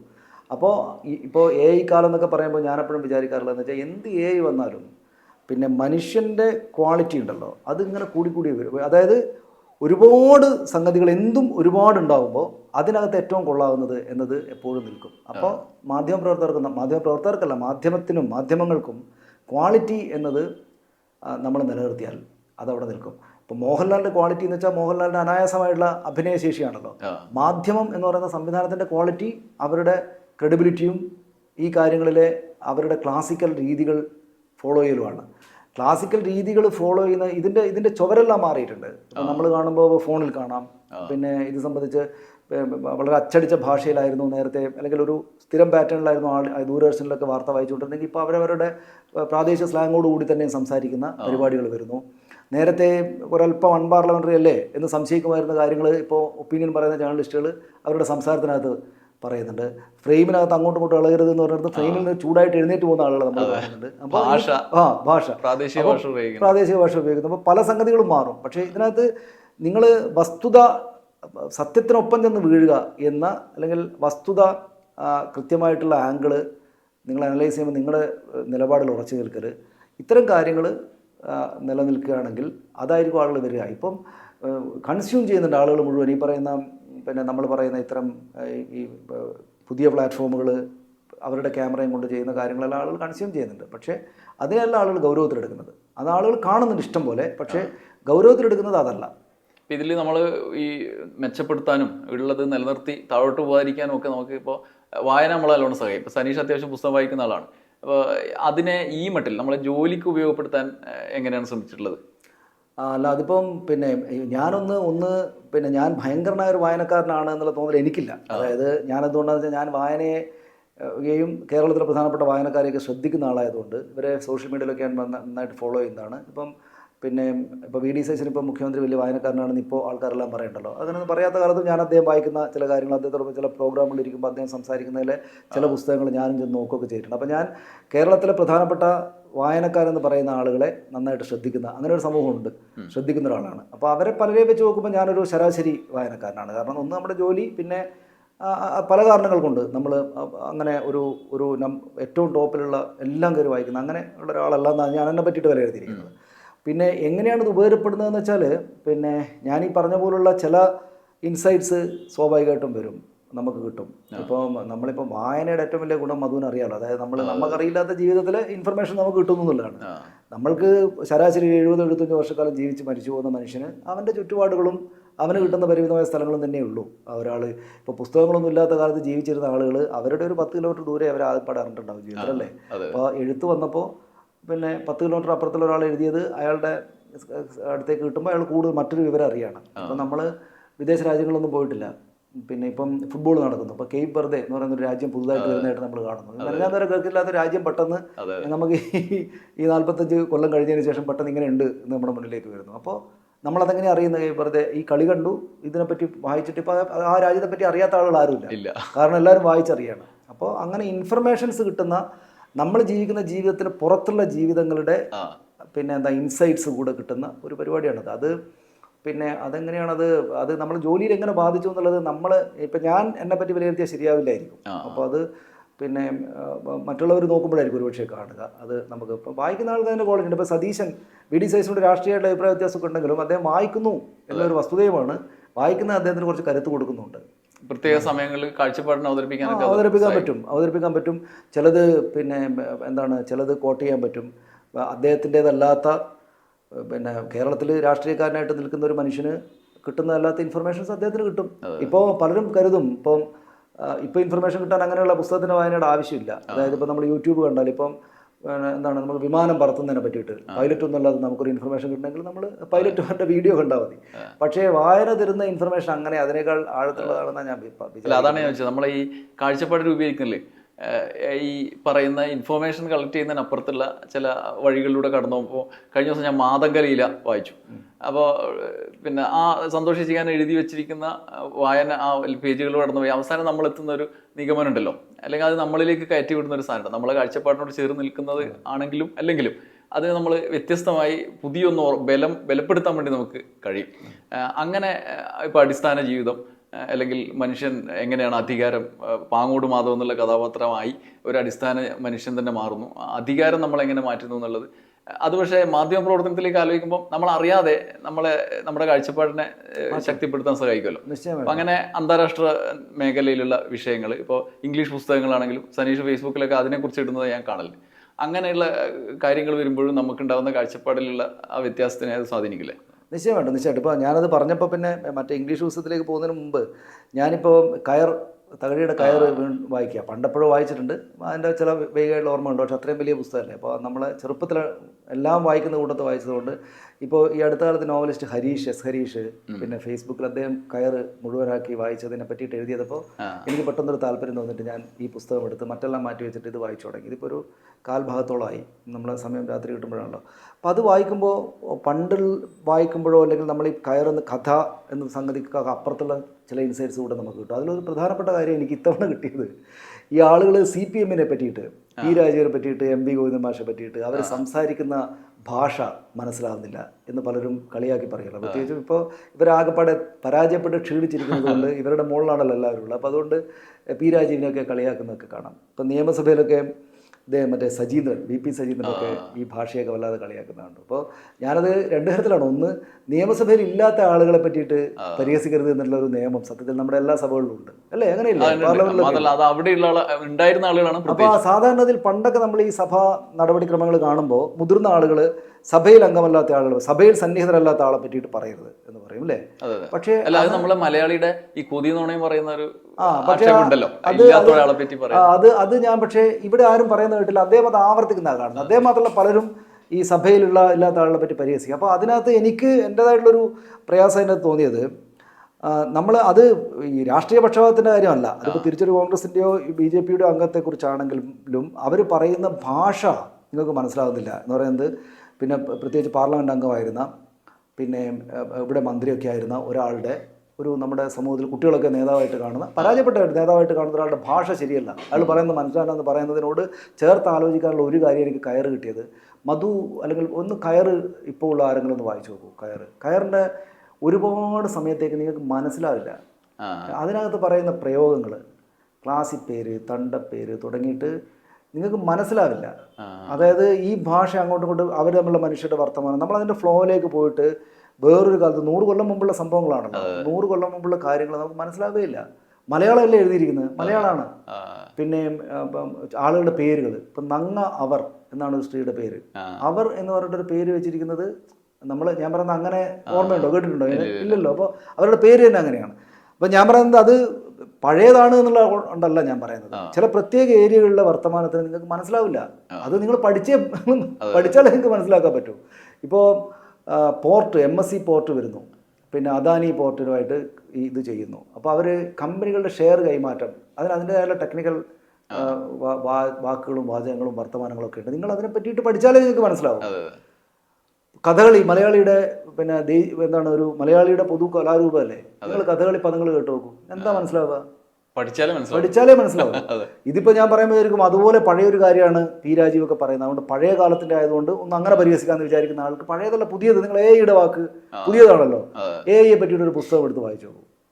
ഇപ്പം എന്താണ് പിന്നെ AI എതിർത്തും അനുകൂലിച്ചും കൊണ്ടൊക്കെ ഒരുപാട് പുസ്തകങ്ങൾ വന്നിട്ടുണ്ട്. വായിച്ചു നോക്കൂ, മനസ്സിലാവില്ല. നിങ്ങൾ അതിനകത്തിരുന്ന് പിന്നെ അതിനെ പറ്റിയിട്ട് പിന്നെ ആലോചിച്ചാൽ മാത്രമേ നിങ്ങൾക്ക് മനസ്സിലാവും. നിങ്ങൾ പഠിക്കാൻ, നിങ്ങൾ ജീവിക്കുന്ന കേരളത്തിൻ്റെ പിന്നെ ഏറ്റവും പ്രധാനപ്പെട്ട 2 രാഷ്ട്രീയ പക്ഷങ്ങളാണത്. അവർ മാറി മാറി ഭരിച്ചുകൊണ്ടിരിക്കുകയാണ്. ഒന്ന് കോൺഗ്രസ് നേതൃത്വം നൽകുന്ന UDF, ഒന്ന് CPM നേതൃത്വം നൽകുന്ന LDF.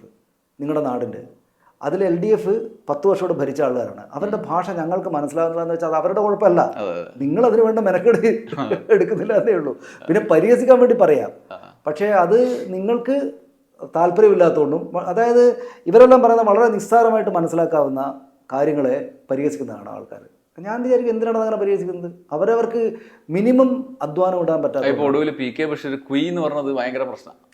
അതാ ഞാൻ പറഞ്ഞത്. അതായത് അത് അപ്പൊ കുയി എന്ന് പറയുന്നത് എനിക്ക് മനസ്സിലായില്ല എന്ന് പറയാൻ പറ്റില്ല. അപ്പൊ പരിഹസിക്കുക. അപ്പം നമ്മൾക്ക് അറിയില്ലാത്തതെല്ലാം പിന്നെ പരിഹസിക്കപ്പെടേണ്ടതാണ് എന്ന ലൈന് ശരിയല്ല. അത് ശരിയല്ല എന്ന് മാത്രമല്ല നമ്മുടെ അറിവില്ലായ്മയെ കാണിക്കൂ. പി രാജീവ് പറയുന്നതിന് നിങ്ങൾക്ക് മനസ്സിലാകുന്നില്ല. 10 കൊല്ലം ഇവിടെ പിന്നെ 5 കൊല്ലം മന്ത്രിയായിരുന്ന ആൾ, ഇത്രയും കാലമായിട്ട് ഇവിടെ വിദ്യാർത്ഥി സംഘടനാ പ്രവർത്തനമായിട്ട് ഇവിടെ ഉണ്ടായിരുന്ന ആൾ, കേരളത്തിൽ നിന്ന് ജയിച്ചിട്ട് പിന്നെ പാർലമെന്റിൽ പോയിട്ട് അവിടെ പ്രസംഗിച്ചിട്ട് അവിടെയുള്ള ആളുകളുടെ അനുമോദനം നേടിയ ആൾ. ഇവർ ഈ പറയുന്ന UDFന്റെ നേതാക്കളോടൊക്കെ നല്ല സൗഹൃദമുള്ള ആൾ. അയാൾ പറയുന്നത് മനസ്സിലാകുന്നതെന്ന് വെച്ചാൽ അത് ആളുകളുടെ കുഴപ്പമല്ലേ. ചില വിഷയങ്ങളെ പറ്റി പറയുമ്പോൾ കമ്മ്യൂണിസം എന്ന് പറയുമ്പോൾ കമ്മ്യൂണിസ്റ്റ് മാനിഫെസ്റ്റോ എന്ന് പറയുന്നത് ലോകത്തിൽ പിന്നെ മതപുസ്തകങ്ങൾ, മതഗ്രന്ഥങ്ങൾ കഴിഞ്ഞാൽ, വിശുദ്ധ മതഗ്രന്ഥങ്ങൾ കഴിഞ്ഞാൽ, ബൈബിള്, ഖുറാന് പിന്നെ തുടങ്ങിയ മതഗ്രന്ഥങ്ങൾ കഴിഞ്ഞാൽ ഏറ്റവും കൂടുതൽ ആളുകൾ വായിച്ച ഒരു പുസ്തകങ്ങളുടെ ഏറ്റവും ടോപ്പ് ലെവലിൽപ്പെട്ട പുസ്തകമാണ് ഈ പറയുന്ന കമ്മ്യൂണിസ്റ്റ് മാനിഫെസ്റ്റോ. എനിക്കത് ഒറ്റവടിക്ക് വായിച്ചാലൊന്നും മനസ്സിലാവില്ല. അതുകൊണ്ട് അത് പരിഹസിക്കപ്പെടേണ്ടതാണ് എന്നാണോ അതിനർത്ഥം? അല്ലല്ലോ, പരിഹസിക്കപ്പെടേണ്ടതാണെന്നുള്ള അർത്ഥം. ഇപ്പോഴും ആളുകൾ വളരെ സീരിയസ് ആയിട്ടുള്ള ആളുകൾ അതിനെ എതിർക്കാനായിട്ടാണെങ്കിൽ തന്നെയും അത് കുത്തിയിരുന്ന് പഠിക്കുന്നുണ്ട്. അത് പഠിക്കുന്നതെന്ന് വെച്ചാൽ അത് വായിക്കുകയും ഓരോ വരിയും അപ്പുറത്ത് ChatGPT ഇട്ടിട്ട് ഇതിൻ്റെ അർത്ഥം എന്താണെന്ന് ചോദിക്കുകയും അല്ലെങ്കിൽ അറിവുള്ള ആളുകളോട് ചോദിക്കുകയും അതിന് മാത്രം യൂണിവേഴ്സിറ്റികളും കോഴ്സുകളും ഒക്കെ ഉള്ള സംവിധാനമാണിത്. അപ്പോൾ അതെനിക്കറിയില്ല, ആ വാക്കുകൾ പറയുമ്പോൾ എനിക്കറിയില്ല. അപ്പോൾ ചില ഏരിയയിലെ ചില സംഗതികൾ മലയാളത്തിലേക്ക് മാറ്റുമ്പോൾ പിന്നെ അത് പ്രയാസം ഉണ്ടാകും. എഐയെ പറ്റിയൊരു അക്കാഡമിക് പഠനം ഇപ്പുറത്തേക്ക് മാറ്റിയാൽ അതിനകത്ത് ഒരുപാട് മനസ്സിലാകാത്ത ഭാഷകളുണ്ടാവും. ഇപ്പോൾ നമ്മുടെ നാട്ടിൽ തന്നെയും ഒരുപാട് സീരിയസ് ആയിട്ട് എഴുതുന്ന പിന്നെ എന്താണ് പലതരം പുസ്തകങ്ങളും ഒക്കെ ഉണ്ടല്ലോ. അതിനകത്തൊക്കെ നോക്കിയാൽ മലയാളത്തിലാണ് ഇത് എഴുതിയത്, പക്ഷെ നിങ്ങൾക്ക് എളുപ്പത്തിൽ മനസ്സിലാവില്ല. അത് നിങ്ങൾ ആ ഏരിയയിൽ നിങ്ങൾ കുറച്ച് നിങ്ങളുടെ ടൈം ഇൻവെസ്റ്റ് ചെയ്താലേ പറ്റൂ. മേതിൽ രാധാകൃഷ്ണൻ അദ്ദേഹത്തെ മനസ്സിലാവുന്ന ആളുകൾ ഹാർഡ് കോർ ഫാനാണ്. അത് മേതിലൊക്കെ എന്ന് വെച്ചാൽ മനസ്സിലാവുന്നില്ല എന്ന് പറയുന്നത് ഇപ്പോൾ ഒക്കെ കുറേയൊക്കെ മാറിയിട്ടുണ്ടാവുമായിരിക്കും. അതായത് നിങ്ങൾ അതിനകത്ത് ഫോക്കസ് ചെയ്ത് വായിച്ചാൽ അതിനകത്ത് മനസ്സിലാകാത്തതായിട്ടൊന്നുമില്ല. നിങ്ങൾക്ക് എന്തോ ചിലത് മനസ്സിലാകാത്തതെന്ന് വെച്ചാൽ ഇപ്പോൾ അന്ന് മനസ്സിലാകാത്തത് മേതിൽ അന്ന് ഫെമിലിയർ അല്ലാതിരുന്ന ഒരു കമ്പ്യൂട്ടറിൻ്റെ ഒക്കെ ഭാഷയിലും അത്തരം വേറെ ഏരിയകളിൽ നിന്നുള്ള റെഫറൻസ് ഒക്കെയാണ് വരിക. നമ്മൾ അതുവരെ വായിച്ച രീതികളിലല്ല വരിക. കുറേ കാലത്തിന് ശേഷം എഴുതേണ്ടത് നേരത്തെ എഴുതി. ഇപ്പോൾ ഞാൻ പറയുന്നത് ഇപ്പോൾ ഞാൻ തകഴി ഉദാഹരിക്കുന്നതാണ്. തകഴി പിന്നെ നമ്മുടെ ഒരു മലയാള ഭാഷയുടെ ഏറ്റവും പ്രധാനപ്പെട്ട ആളെന്നാണല്ലോ. നിങ്ങൾ പോയിട്ട് കയർ വായിച്ചു പോകും. അത് കയറിൻ്റെ ഭാഷ മോശമായതുകൊണ്ടല്ല, കയറിൽ പറയുന്ന കാര്യങ്ങൾ പിന്നെ അങ്ങനത്തെ ഒരു കാര്യമാണ്. ഭൂമിയുടെ അളവ്, ഭൂമി എങ്ങനെയാണ് അക്കാലത്ത് കൈകാര്യം ചെയ്തുകൊണ്ടിരുന്നത്, പിന്നെ കേരളത്തിലെ ഭൂമി ഈ പിന്നെ എന്താണ് ഫ്യൂഡൽ കാലത്ത് എങ്ങനെയാണ് വിതരണം ചെയ്യപ്പെട്ടുകൊണ്ടിരുന്നത്, അതെങ്ങനെയാണ് അതിൻ്റെ കണക്കെടുത്തിരുന്നത്, അതിൻ്റെ നികുതി എങ്ങനെയായിരുന്നു എന്ന്. അത് പക്ഷേ സാധാരണക്കാരുടെ പ്രശ്നമാണ്. ആ ഓരോ നാട്ടിലെയും സാധാരണ മനുഷ്യർ ആ ഭൂമിയുടെ അളവുകളെ പറ്റിയും മറ്റും ചർച്ച ചെയ്യുന്ന കാര്യമാണിത്. അവരുടെ ജീവിതത്തെ നേർക്കുനേർ ബാധിച്ചുകൊണ്ടിരുന്ന കാര്യമാണ്. അവർക്ക് അത്രമേൽ ഫെമിലിയറാണ്. പക്ഷേ നിങ്ങൾക്കിപ്പോൾ ഇത് വായിച്ചാൽ മനസ്സിലാവില്ല, എളുപ്പത്തിൽ എന്നല്ല, അതിൽ താല്പര്യമില്ലാത്തവർക്ക് മനസ്സിലാക്കാനേ പറ്റില്ല. ഇപ്പം ഞാൻ തന്നെ അത് വായിക്കുമ്പോൾ ഈ കാര്യങ്ങൾ ഇങ്ങനെയൊക്കെയാണെന്ന് അറിയുന്ന എനിക്ക് പലതും ഇതെന്താണ് ഇവിടെ വട്ടോട്ട് വെച്ചിട്ട് ഇങ്ങോട്ടേക്ക് മാറ്റിയത് അത് എളുപ്പമല്ല വായന. നോക്കൂ, ഇപ്പോൾ ഒരു 50 കൊല്ലം കൂടി കഴിഞ്ഞാൽ അതെങ്ങനെ ഉണ്ടാവും? നിങ്ങൾ ഇപ്പോൾ തകഴിയുടെ കയർ ഇപ്പോഴും DC ബുക്സ് കമനീയമായ കവർ വെച്ചിട്ട് അടിക്കുകയും ഒരുപാട് പതിപ്പുകൾ വിറ്റുകൊണ്ടിരിക്കുന്നു. നിറയെ ആളുകൾ അത് വായിക്കുന്നുണ്ട്. നിറയെ ആൾ, ഞാനിപ്പോൾ വായിക്കുന്നേ ഉള്ളൂ, എന്നെക്കാളും മുന്നേ ഒരുപാട് ആളുകൾ വായിക്കുന്നുണ്ട്. അപ്പോൾ ആ വായിക്കുന്നതിലെ ഭാഷ, അപ്പോൾ ഭാഷാ പ്രയോഗത്തെ പരിഹസിക്കുക എന്ന് വെച്ചാൽ ഒരു കുറഞ്ഞ ഏർപ്പാടാണെന്ന് ഈ നടത്തുന്ന ആളുകൾ ഈ ആവേശം, തെരഞ്ഞെടുപ്പ് ജയത്തിൽ 102 സീറ്റും കിട്ടി വമ്പൻ ആവേശത്തിലേക്ക് അവിടെ എത്തിയിട്ട് പിന്നെ ഇതിനെ പരിഹസിക്കുന്ന ആളുകൾ മനസ്സിലാക്കണം. ഒറ്റ കാര്യം കൂടെ പറയട്ടെ. ഇപ്പം പിന്നെ VD സതീശൻ്റെ ഏറ്റവും പ്രധാനപ്പെട്ട ഒരു ഫോട്ടോ ഉണ്ടല്ലോ, മറ്റേ യാനിസ് വാരുഫാക്കീസിൻ്റെ ടെക്നോ ഫ്യൂഡലിസം എന്ന് പറയുന്ന പുസ്തകം വായിക്കുന്നത്. ടെക്നോ ഫ്യൂഡലിസത്തെ പറ്റിയിട്ട് ഈ കളിയാക്കുന്ന VP സജീന്ദ്രൻ ചെയ്യേണ്ടുന്നൊരു കാര്യം, അല്ലെങ്കിൽ അദ്ദേഹത്തെ പോലുള്ള ആളുകൾ ചെയ്യേണ്ടുന്നൊരു കാര്യം, VD സതീശന് സമയമുള്ളപ്പോൾ ടെക്നോ ഫ്യൂഡലിസത്തിൻ്റെ ഒരു പേജ് ഒന്ന് മലയാളത്തിലേക്ക് വിവർത്തനം ചെയ്തിട്ട് തരാൻ പറയാം. എനിക്ക് ഉറപ്പാണ് സജീന്ദ്രൻ വായിച്ചാൽ മനസ്സിലാവില്ല. എന്താ വെച്ചാൽ അതിന് ആ ഭാഷയെ പറ്റൂ. ടെക്നോ ഫ്യൂഡലിസം എന്ന് പറയുന്ന പുസ്തകം യാനിസ് വാരുഫാക്കീസ് എഴുതുന്നത് ആ മേഖലയിലെ ഇൻഫർമേഷൻസ്, ഏറ്റവും പുതിയ ഇൻഫർമേഷൻസ് കളക്ട് ചെയ്തിട്ടാണ്. അപ്പോൾ അത് ഈ മലയാളത്തിലേക്ക് വായിച്ച് പറഞ്ഞു കൊടുക്കുമ്പോൾ കാൾ മാർക്സിനെ കൊണ്ട് പറയുന്ന പോലെ തന്നെയുള്ള ഒരു പ്രശ്നമുണ്ട്. പിന്നെ ഞാൻ ഈ പറയുന്നതിന് അർത്ഥം എന്ന് വെച്ചാൽ ഇത് കുറച്ച് നീണ്ടുപോയി. എന്നാലും ഞാൻ പറയുന്നതിന് അർത്ഥം എന്ന് വെച്ചാൽ ഈ കമ്മ്യൂണിസ്റ്റുകാരെല്ലാം പിന്നെ ഇങ്ങനെയുള്ള വാക്കുകൾ തന്നെ എപ്പോഴും പ്രയോഗിക്കണമെന്നൊന്നുമല്ല. അത് ഞാൻ രാജീവിനെ അങ്ങനെ കണ്ടിട്ടില്ല. രാജീവ് പിന്നെ ആളുകളോട് സംസാരിക്കുമ്പോൾ ആളുകൾക്ക് ഏറ്റവും കൂടുതൽ എളുപ്പത്തിൽ എറിഞ്ഞ് തറപ്പിക്കാവുന്ന കാര്യങ്ങൾ മനസ്സിലാക്കി കൊടുക്കാൻ ശേഷിയുള്ള ആളുമായിട്ടാണ് കാണുന്നത്. ഇത്തരം ചില ഏരിയകൾ പറയുമ്പോൾ അതിന് ഉതകുന്ന ഭാഷ തന്നെ പ്രയോഗിക്കാൻ പറ്റും. അവസാനിപ്പിക്കുന്നതിന് മുന്നേ ഭാഷയാണല്ലോ പറഞ്ഞത്. ഈ ദൃശ്യമാധ്യമ പ്രവർത്തകർക്ക് പ്രധാനമായിട്ട് വേണ്ടത് ഭാഷയാണല്ലോ. ഈ ഭാഷാ പ്രയോഗത്തിൽ വലിയ വിമർശനങ്ങൾ ഉണ്ടാവാറുണ്ട്. പലപ്പോഴും ഈ ദുർബലമായ ആശയവിനിമയം സാധ്യമാകാത്ത രീതിയിൽ ചിലപ്പോൾ ഭാഷയിലെ പരിമിതിയെ പ്രകടിപ്പിക്കുന്ന രീതിയിൽ തെറ്റായ നിലയിലുള്ള രീതികൾ ഈ റിപ്പോർട്ടിങ്ങിൽ പോലും കാണാറുണ്ട്. പലരും വിമർശനങ്ങൾ ഉന്നയിക്കാറുണ്ട്. നമുക്ക് വലിയ ക്ലാസിക്കൽ ഭാഷ എന്നുള്ളതിനപ്പുറത്ത് ജനങ്ങൾക്ക് ലളിതമായി മനസ്സിലാകുന്ന ഭാഷ പ്രയോഗിക്കുമ്പോൾ പോലും ചില പ്രശ്നങ്ങൾ നേരിടുന്നില്ലേ ഈ മാധ്യമ പ്രവർത്തന മേഖല?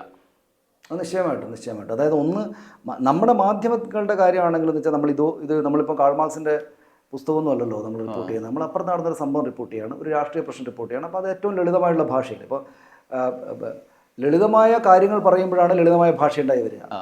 ഗൗരവമുള്ള കാര്യങ്ങൾ പറയുമ്പോൾ ഗൗരവമുള്ള ഭാഷയുണ്ടാവും. ജനം വിചാരിക്കുന്ന ഗൗരവമുള്ള ഭാഷ പിന്നെ ഇങ്ങനെ ചെറിയ നല്ല മധുരമുള്ള ഗുളികകളാക്കിയിട്ട് നമ്മുടെ ഹോമിയോ ഗുളികളില്ലേ അതുപോലെ ഉണ്ടാക്കിയിട്ട് അവർക്ക് എളുപ്പത്തിൽ മനസ്സിലാകുന്നത് കൊടുക്കണം. അത് നടക്കുന്ന കാര്യമല്ല. കാരണം എന്താ വെച്ചാൽ ഗൗരവമുള്ള കാര്യം പറയാൻ ഗൗരവമുള്ള ഭാഷയെ പറ്റൂ. അത് നിങ്ങൾ ഗൗരവമുള്ള കാര്യങ്ങൾ അറിയണമെന്ന് ആഗ്രഹിക്കുന്ന ആളുകൾ ആ ഭാഷ കൂടെ പിടിക്കാന്നേ ഉള്ളൂ. അത് എന്താണ് സംഭവം എന്ന് മനസ്സിലാക്കാന്നേ ഉള്ളൂ. പക്ഷേ മാധ്യമങ്ങൾക്ക് സത്യം പറഞ്ഞാൽ ഇതൊന്നുമില്ല. അവിടെ ഒരു സാധാരണ ഒരു ചായക്കടയിലോ ഒരു വീട്ടിലോ അടുക്കളയിൽ പണിയെടുക്കുന്നൊരു ആൾ, ഒരു പുരുഷനോ സ്ത്രീയോ ഇവിടുന്ന് ശബ്ദം കേൾക്കുമ്പോഴൊക്കെ മനസ്സിലാകുന്ന ലളിതമായിട്ടുള്ള ഭാഷയാണ് വേണ്ടത്.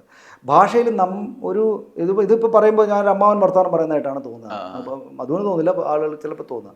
അപ്പം നമ്മൾ പോലും ജോലി തുടങ്ങുന്ന കാലത്ത് ഭാഷയിൽ ശ്രദ്ധിക്കണം എന്ന് നമ്മളോട് പറയായിരുന്നല്ലോ. ഇപ്പോൾ പക്ഷേ ആളുകൾക്ക് ഞാൻ ഒരു ഉദാഹരണം പറയാം.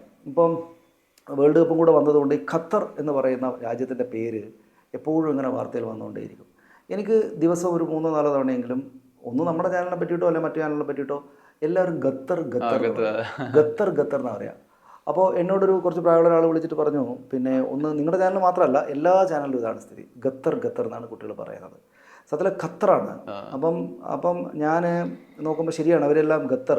അതായത് ഒന്ന് ഖത്തർ എന്നുള്ളത് നമ്മുടെ രാജ്യമായിട്ട്, പ്രത്യേകിച്ച് കേരളത്തിലെ മലയാളികളുമായിട്ട് വളരെ അവിഭാജ്യമായുള്ള ബന്ധമുള്ളതാണ്. എത്രയോ കാലമായിട്ട് ഖത്തർ, നമ്മുടെ നാട്ടിലെ സാധാരണ മനുഷ്യ പോലും ഖത്തർ എന്ന് തന്നെ പറയും അല്ലേ, ഖത്തർ. കാരണം അവർ നമ്മുടെ നാട്ടിലെ ചേട്ടന്മാരൊക്കെ ചെറിയ പ്രായത്തിൽ തന്നെ ഖത്തറിലൊക്കെ പോയി വന്നാൽ അപ്പോൾ എപ്പോൾ പറഞ്ഞാലും ഉറക്കത്ത് വിളിച്ചു പറഞ്ഞാലും ഖത്തർ എന്നേ ആവും. പക്ഷേ ഈ കുട്ടികൾ മുഴുവൻ ഗത്തർ എന്നാണ് പറയുന്നത്.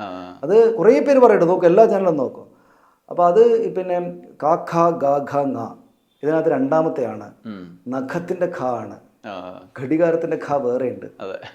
ഇനിയിപ്പോൾ നിങ്ങൾ എന്നിട്ട് സഹി കെട്ടിട്ട് എത്ര പറഞ്ഞിട്ട് ശരിയാകുന്നില്ല, ഗത്തർന്ന് പ്ലീസ് പറയരുത്, ഖത്തർന്നെങ്കിലും പറഞ്ഞു, എങ്കിലും. അപ്പോൾ അത് ഒന്ന് ബ്രോഡ്കാസ്റ്റ് ഏരിയയിൽ ജോലി ചെയ്യുന്ന ആളുകൾ, ഇതൊരു പബ്ലിക്കിനോട് സംസാരിക്കുന്ന പരിപാടിയാണല്ലോ. ഇപ്പം ഞാനും അതും തമ്മിൽ സംസാരിക്കുമ്പോൾ ഒരുപാട് പ്രാദേശിക സ്ലാങ്ങും നമ്മൾ ഈ പറയുന്ന കാര്യങ്ങളൊന്നും വരാതിരിക്കുകയൊക്കെ ചെയ്യും. പക്ഷേ ഇപ്പം അങ്ങനെയുള്ള ചെയ്യുന്നതിൽ തെറ്റൊന്നുമില്ല. ഇപ്പം നമ്മൾ പറയുന്ന പോലെ ഒരു മസിൽ പിടിച്ചിട്ടുണ്ടാക്കി ഒരു കട്ടപ്പെട്ടി പോലെ ഭാഷയാക്കി വെച്ചിട്ട് ശൈലി ഉണ്ടാക്കിയിട്ട് എല്ലാം ഇപ്പോൾ ആളുകൾ സംസാരിക്കുന്നത്. ഇപ്പം യൂട്യൂബേഴ്സ് എല്ലാം വന്നിട്ട് ഹായ് ഗായ്സ് എന്നൊക്കെ പറഞ്ഞിട്ട് അവർക്ക് തോന്നിയ പോലെ വിളിച്ച് പറഞ്ഞിട്ട് അതിനതിൻ്റെതായ ഭംഗിയുണ്ട്, പ്രാദേശിക ഭാഷാ വൈവിധ്യമുണ്ട്, അതിലെ തെറ്റുകളും പെശകളും ഒക്കെ ഉണ്ട്. പക്ഷേ അതുകൊണ്ട് തന്നെ നമ്മളും സ്വാഭാവികമായിട്ടും പൊതുവിലൊരു അതിഗൗരവമാക്കേണ്ടതില്ലാത്തവർ സംസാരിക്കുക. പക്ഷെ അപ്പോഴും നമ്മുടെ ഭാഷക്ക് അതിൻ്റെതായുള്ളൊരു ചില ചിട്ടവട്ടങ്ങളൊക്കെ ഉണ്ട്. ഇത് വൈവിധ്യമല്ലല്ലോ, ഇത് ഇത് മണ്ടത്തരല്ലേ. ഈ ഖത്തർ എന്ന് പറയുന്നിടത്തിൽ ഗത്തർ എന്ന് പറയുന്നത് മണ്ടത്തരല്ലേ. ഇപ്പോൾ KS ചിത്രയോ യേശുദാസോ അല്ലെങ്കിൽ ഒരു പാട്ട് പാടുമ്പോൾ അവർ ആ വാക്കുകൾ, ഞാൻ തിരുവനന്തപുരംകാരിയാണ്, KS ചിത്ര പറയണം, ഞാൻ തിരുവനന്തപുരം സ്ലൈഡിൽ പാടാം, അങ്ങനെയില്ലല്ലോ. പാട്ടിന് അല്ലെങ്കിൽ ചിലതിന് ചില നിയമങ്ങളുണ്ട്. ആ നിയമങ്ങൾ പഠിക്കാതെ എനിക്ക് ഇങ്ങനെയൊക്കെയാണ് പറ്റൂ, അത് ഇതിൻ്റെ രീതിയാണ്, അത് പുതിയ കാലത്തിൻ്റെ രീതിയാണെന്ന് പറയുന്നതിൽ അബദ്ധമാണ്. അത് പഴയ പോലെ എന്ന് വെച്ചാൽ എല്ലാം വേഗത്തിൽ നടക്കുന്നതായതുകൊണ്ട് പഴയ പോലെ ഈ മട്ടിൽ ആളുകൾക്കത് പറഞ്ഞു കൊടുക്കാനും മറ്റും സാധിക്കുന്നുണ്ടാവില്ല. പക്ഷേ ഞാനെപ്പോഴും കണ്ടിട്ടുള്ളൊരു കാര്യം, ഭാഷ നന്നായിട്ട് പ്രയോഗിക്കുന്ന അവതാരകരും റിപ്പോർട്ടറും മാധ്യമ സ്ഥാപനങ്ങൾക്കും ഭാഷ മോശമായിട്ട് പ്രയോഗിക്കുന്ന അവതാരകരും റിപ്പോർട്ടർമാരും മാധ്യമ സ്ഥാപനങ്ങൾക്കും മുകളിലൊരു സ്ഥാനമുണ്ട് ആളുകളുടെ. അത് ആളുകൾ ഇവർ നന്നായിട്ട് ഭാഷ ഉപയോഗിക്കുന്നു എന്ന് കണ്ടിട്ട് ഇയാൾ നന്നായിട്ട് ഭാഷ ഉപയോഗിക്കുന്നുണ്ട് കേട്ടോ എന്ന് പറഞ്ഞിട്ടല്ല, അത് ഉള്ളിലെവിടെയോ ഒന്ന് തൊടുന്നതാണ്. ഇത് കൊള്ളാം, ഇത് കൊള്ളില്ല, ഇതിൻ്റെ കാരണം കാണുന്നത് നമുക്കറിയില്ല. പക്ഷേ കാരണം ഈ പറയുന്ന കാര്യം, ഇപ്പോൾ മമ്മൂട്ടി സൂപ്പർ സ്റ്റാർ ആകുന്നത്, മോഹൻലാൽ സൂപ്പർ സ്റ്റാർ ആകുന്നത് അവരുടെ ഭാഷാ പ്രയോഗത്തിൻ്റെ കൂടെയാണ്. അത് നമ്മളറിയില്ല. നമ്മൾ മോഹൻലാലിൻ്റെ മമ്മൂട്ടിൻ്റെ കഴിവ്, അവർ ഭയങ്കര സൂപ്പർ സ്റ്റാറായിട്ട് ജനിച്ചാലല്ലോ. അവരുടെ കൂടെ ഒരുപാട് നടന്മാരും നടിമാരുണ്ട്. അവർ മലയാള ഭാഷയെ അവരുടെ പെർഫോമൻസിൽ വൃത്തിയായിട്ട് ഉപയോഗിച്ചുകൊണ്ടാണ്. KS ചിത്രയും കൊപ്പം പാടി വന്ന ഒരുപാട് ഗായകരും ഉണ്ടായിരുന്നു. അപ്പോൾ KS ചിത്ര നിൽക്കുന്നത് അവരുടെ ആ ഭാഷയെ കൊണ്ടുകൊണ്ട് കൂടിയാണ്. അപ്പോൾ ഒരാൾ ഒരു ഭാഷയിലും സാഹിത്യത്തിലും നല്ല അവഗാഹമുള്ള വയലാർ അല്ലെങ്കിൽ ONV കുറുപ്പ് എഴുതുന്ന വരികളിൽ, ഇപ്പോൾ ആണെങ്കിൽ അൻവർ അലി എഴുതുന്ന വരികളിൽ, ആ വരികളിൽ നമ്മൾ കേൾക്കാത്തൊരു വാക്ക് പോലും അതിനെവിടെ ഊന്നൽ കൊടുക്കണം എന്ന് എഴുത്തുകാരനറിയാവുന്ന, ശരിക്കും ആ ഭാഷയിലെ ഒരു മാർക്കുള്ള ലൈനിലേക്ക് എത്തിക്കുന്നത് കൊണ്ടാണ് ഇവരെല്ലാം പാട്ടുകാരായിട്ട് എടുക്കുന്നത്. അല്ലെങ്കിൽ 1-2 പാട്ട് പാടിയിട്ട് ഔട്ടായി പോകുന്ന എത്ര ആളുണ്ട്. അവർ വിചാരിക്കുന്നത് അവരുടെ, അല്ലെങ്കിൽ ആളുകൾ വിചാരിക്കുക അയാൾക്ക് കഴിവില്ല, ചിലപ്പോൾ കഴിവ് മാത്രമായിരിക്കില്ല, അവർക്ക് ഈ ഭാഷ എങ്ങനെ പ്രയോഗിക്കണം എന്നത് അറിയില്ലാത്തതുകൊണ്ട് കൂടിയായിരിക്കണം. ഇപ്പോൾ ശ്രേയാ ഘോഷാലൊക്കെ എല്ലാ ഭാഷയിലും പാടുന്നു. എന്തുകൊണ്ടാണ് അവർക്ക് അങ്ങനെ കിട്ടുന്നത്? അവർ എല്ലാ ഭാഷയിലെയും ഭാഷാ സൗന്ദര്യത്തിൻ്റെ ആ മാർക്ക് മുഴുവൻ പിടിക്കാൻ പറ്റുന്നതുകൊണ്ടാണെന്ന് ഞാൻ വിചാരിക്കുന്നത്. അതുകൊണ്ട് അതിനകത്ത് നല്ല ശ്രദ്ധ വേണം. ആളുകൾ ഞാനിങ്ങനെയൊക്കെയാണ്, എനിക്കിതൊക്കെ മതി എന്ന് പറയുന്ന ആളുകൾ അവിടെ ഉണ്ടാവും. എന്തായാലും ഇത്ര നേരം നമ്മുടെ സബ്സ്ക്രൈബേഴ്സിനും വ്യൂവേഴ്സിനും സന്തോഷകരമായൊരു നേരം ചെലവഴിച്ചതിന് നന്ദി. വളരെ വളരെ നന്ദി, ഒരു സന്തോഷം. അടുത്ത വീഡിയോയിൽ മറ്റൊരു അതിഥിയുമായി എത്താം. നന്ദി, നമസ്കാരം.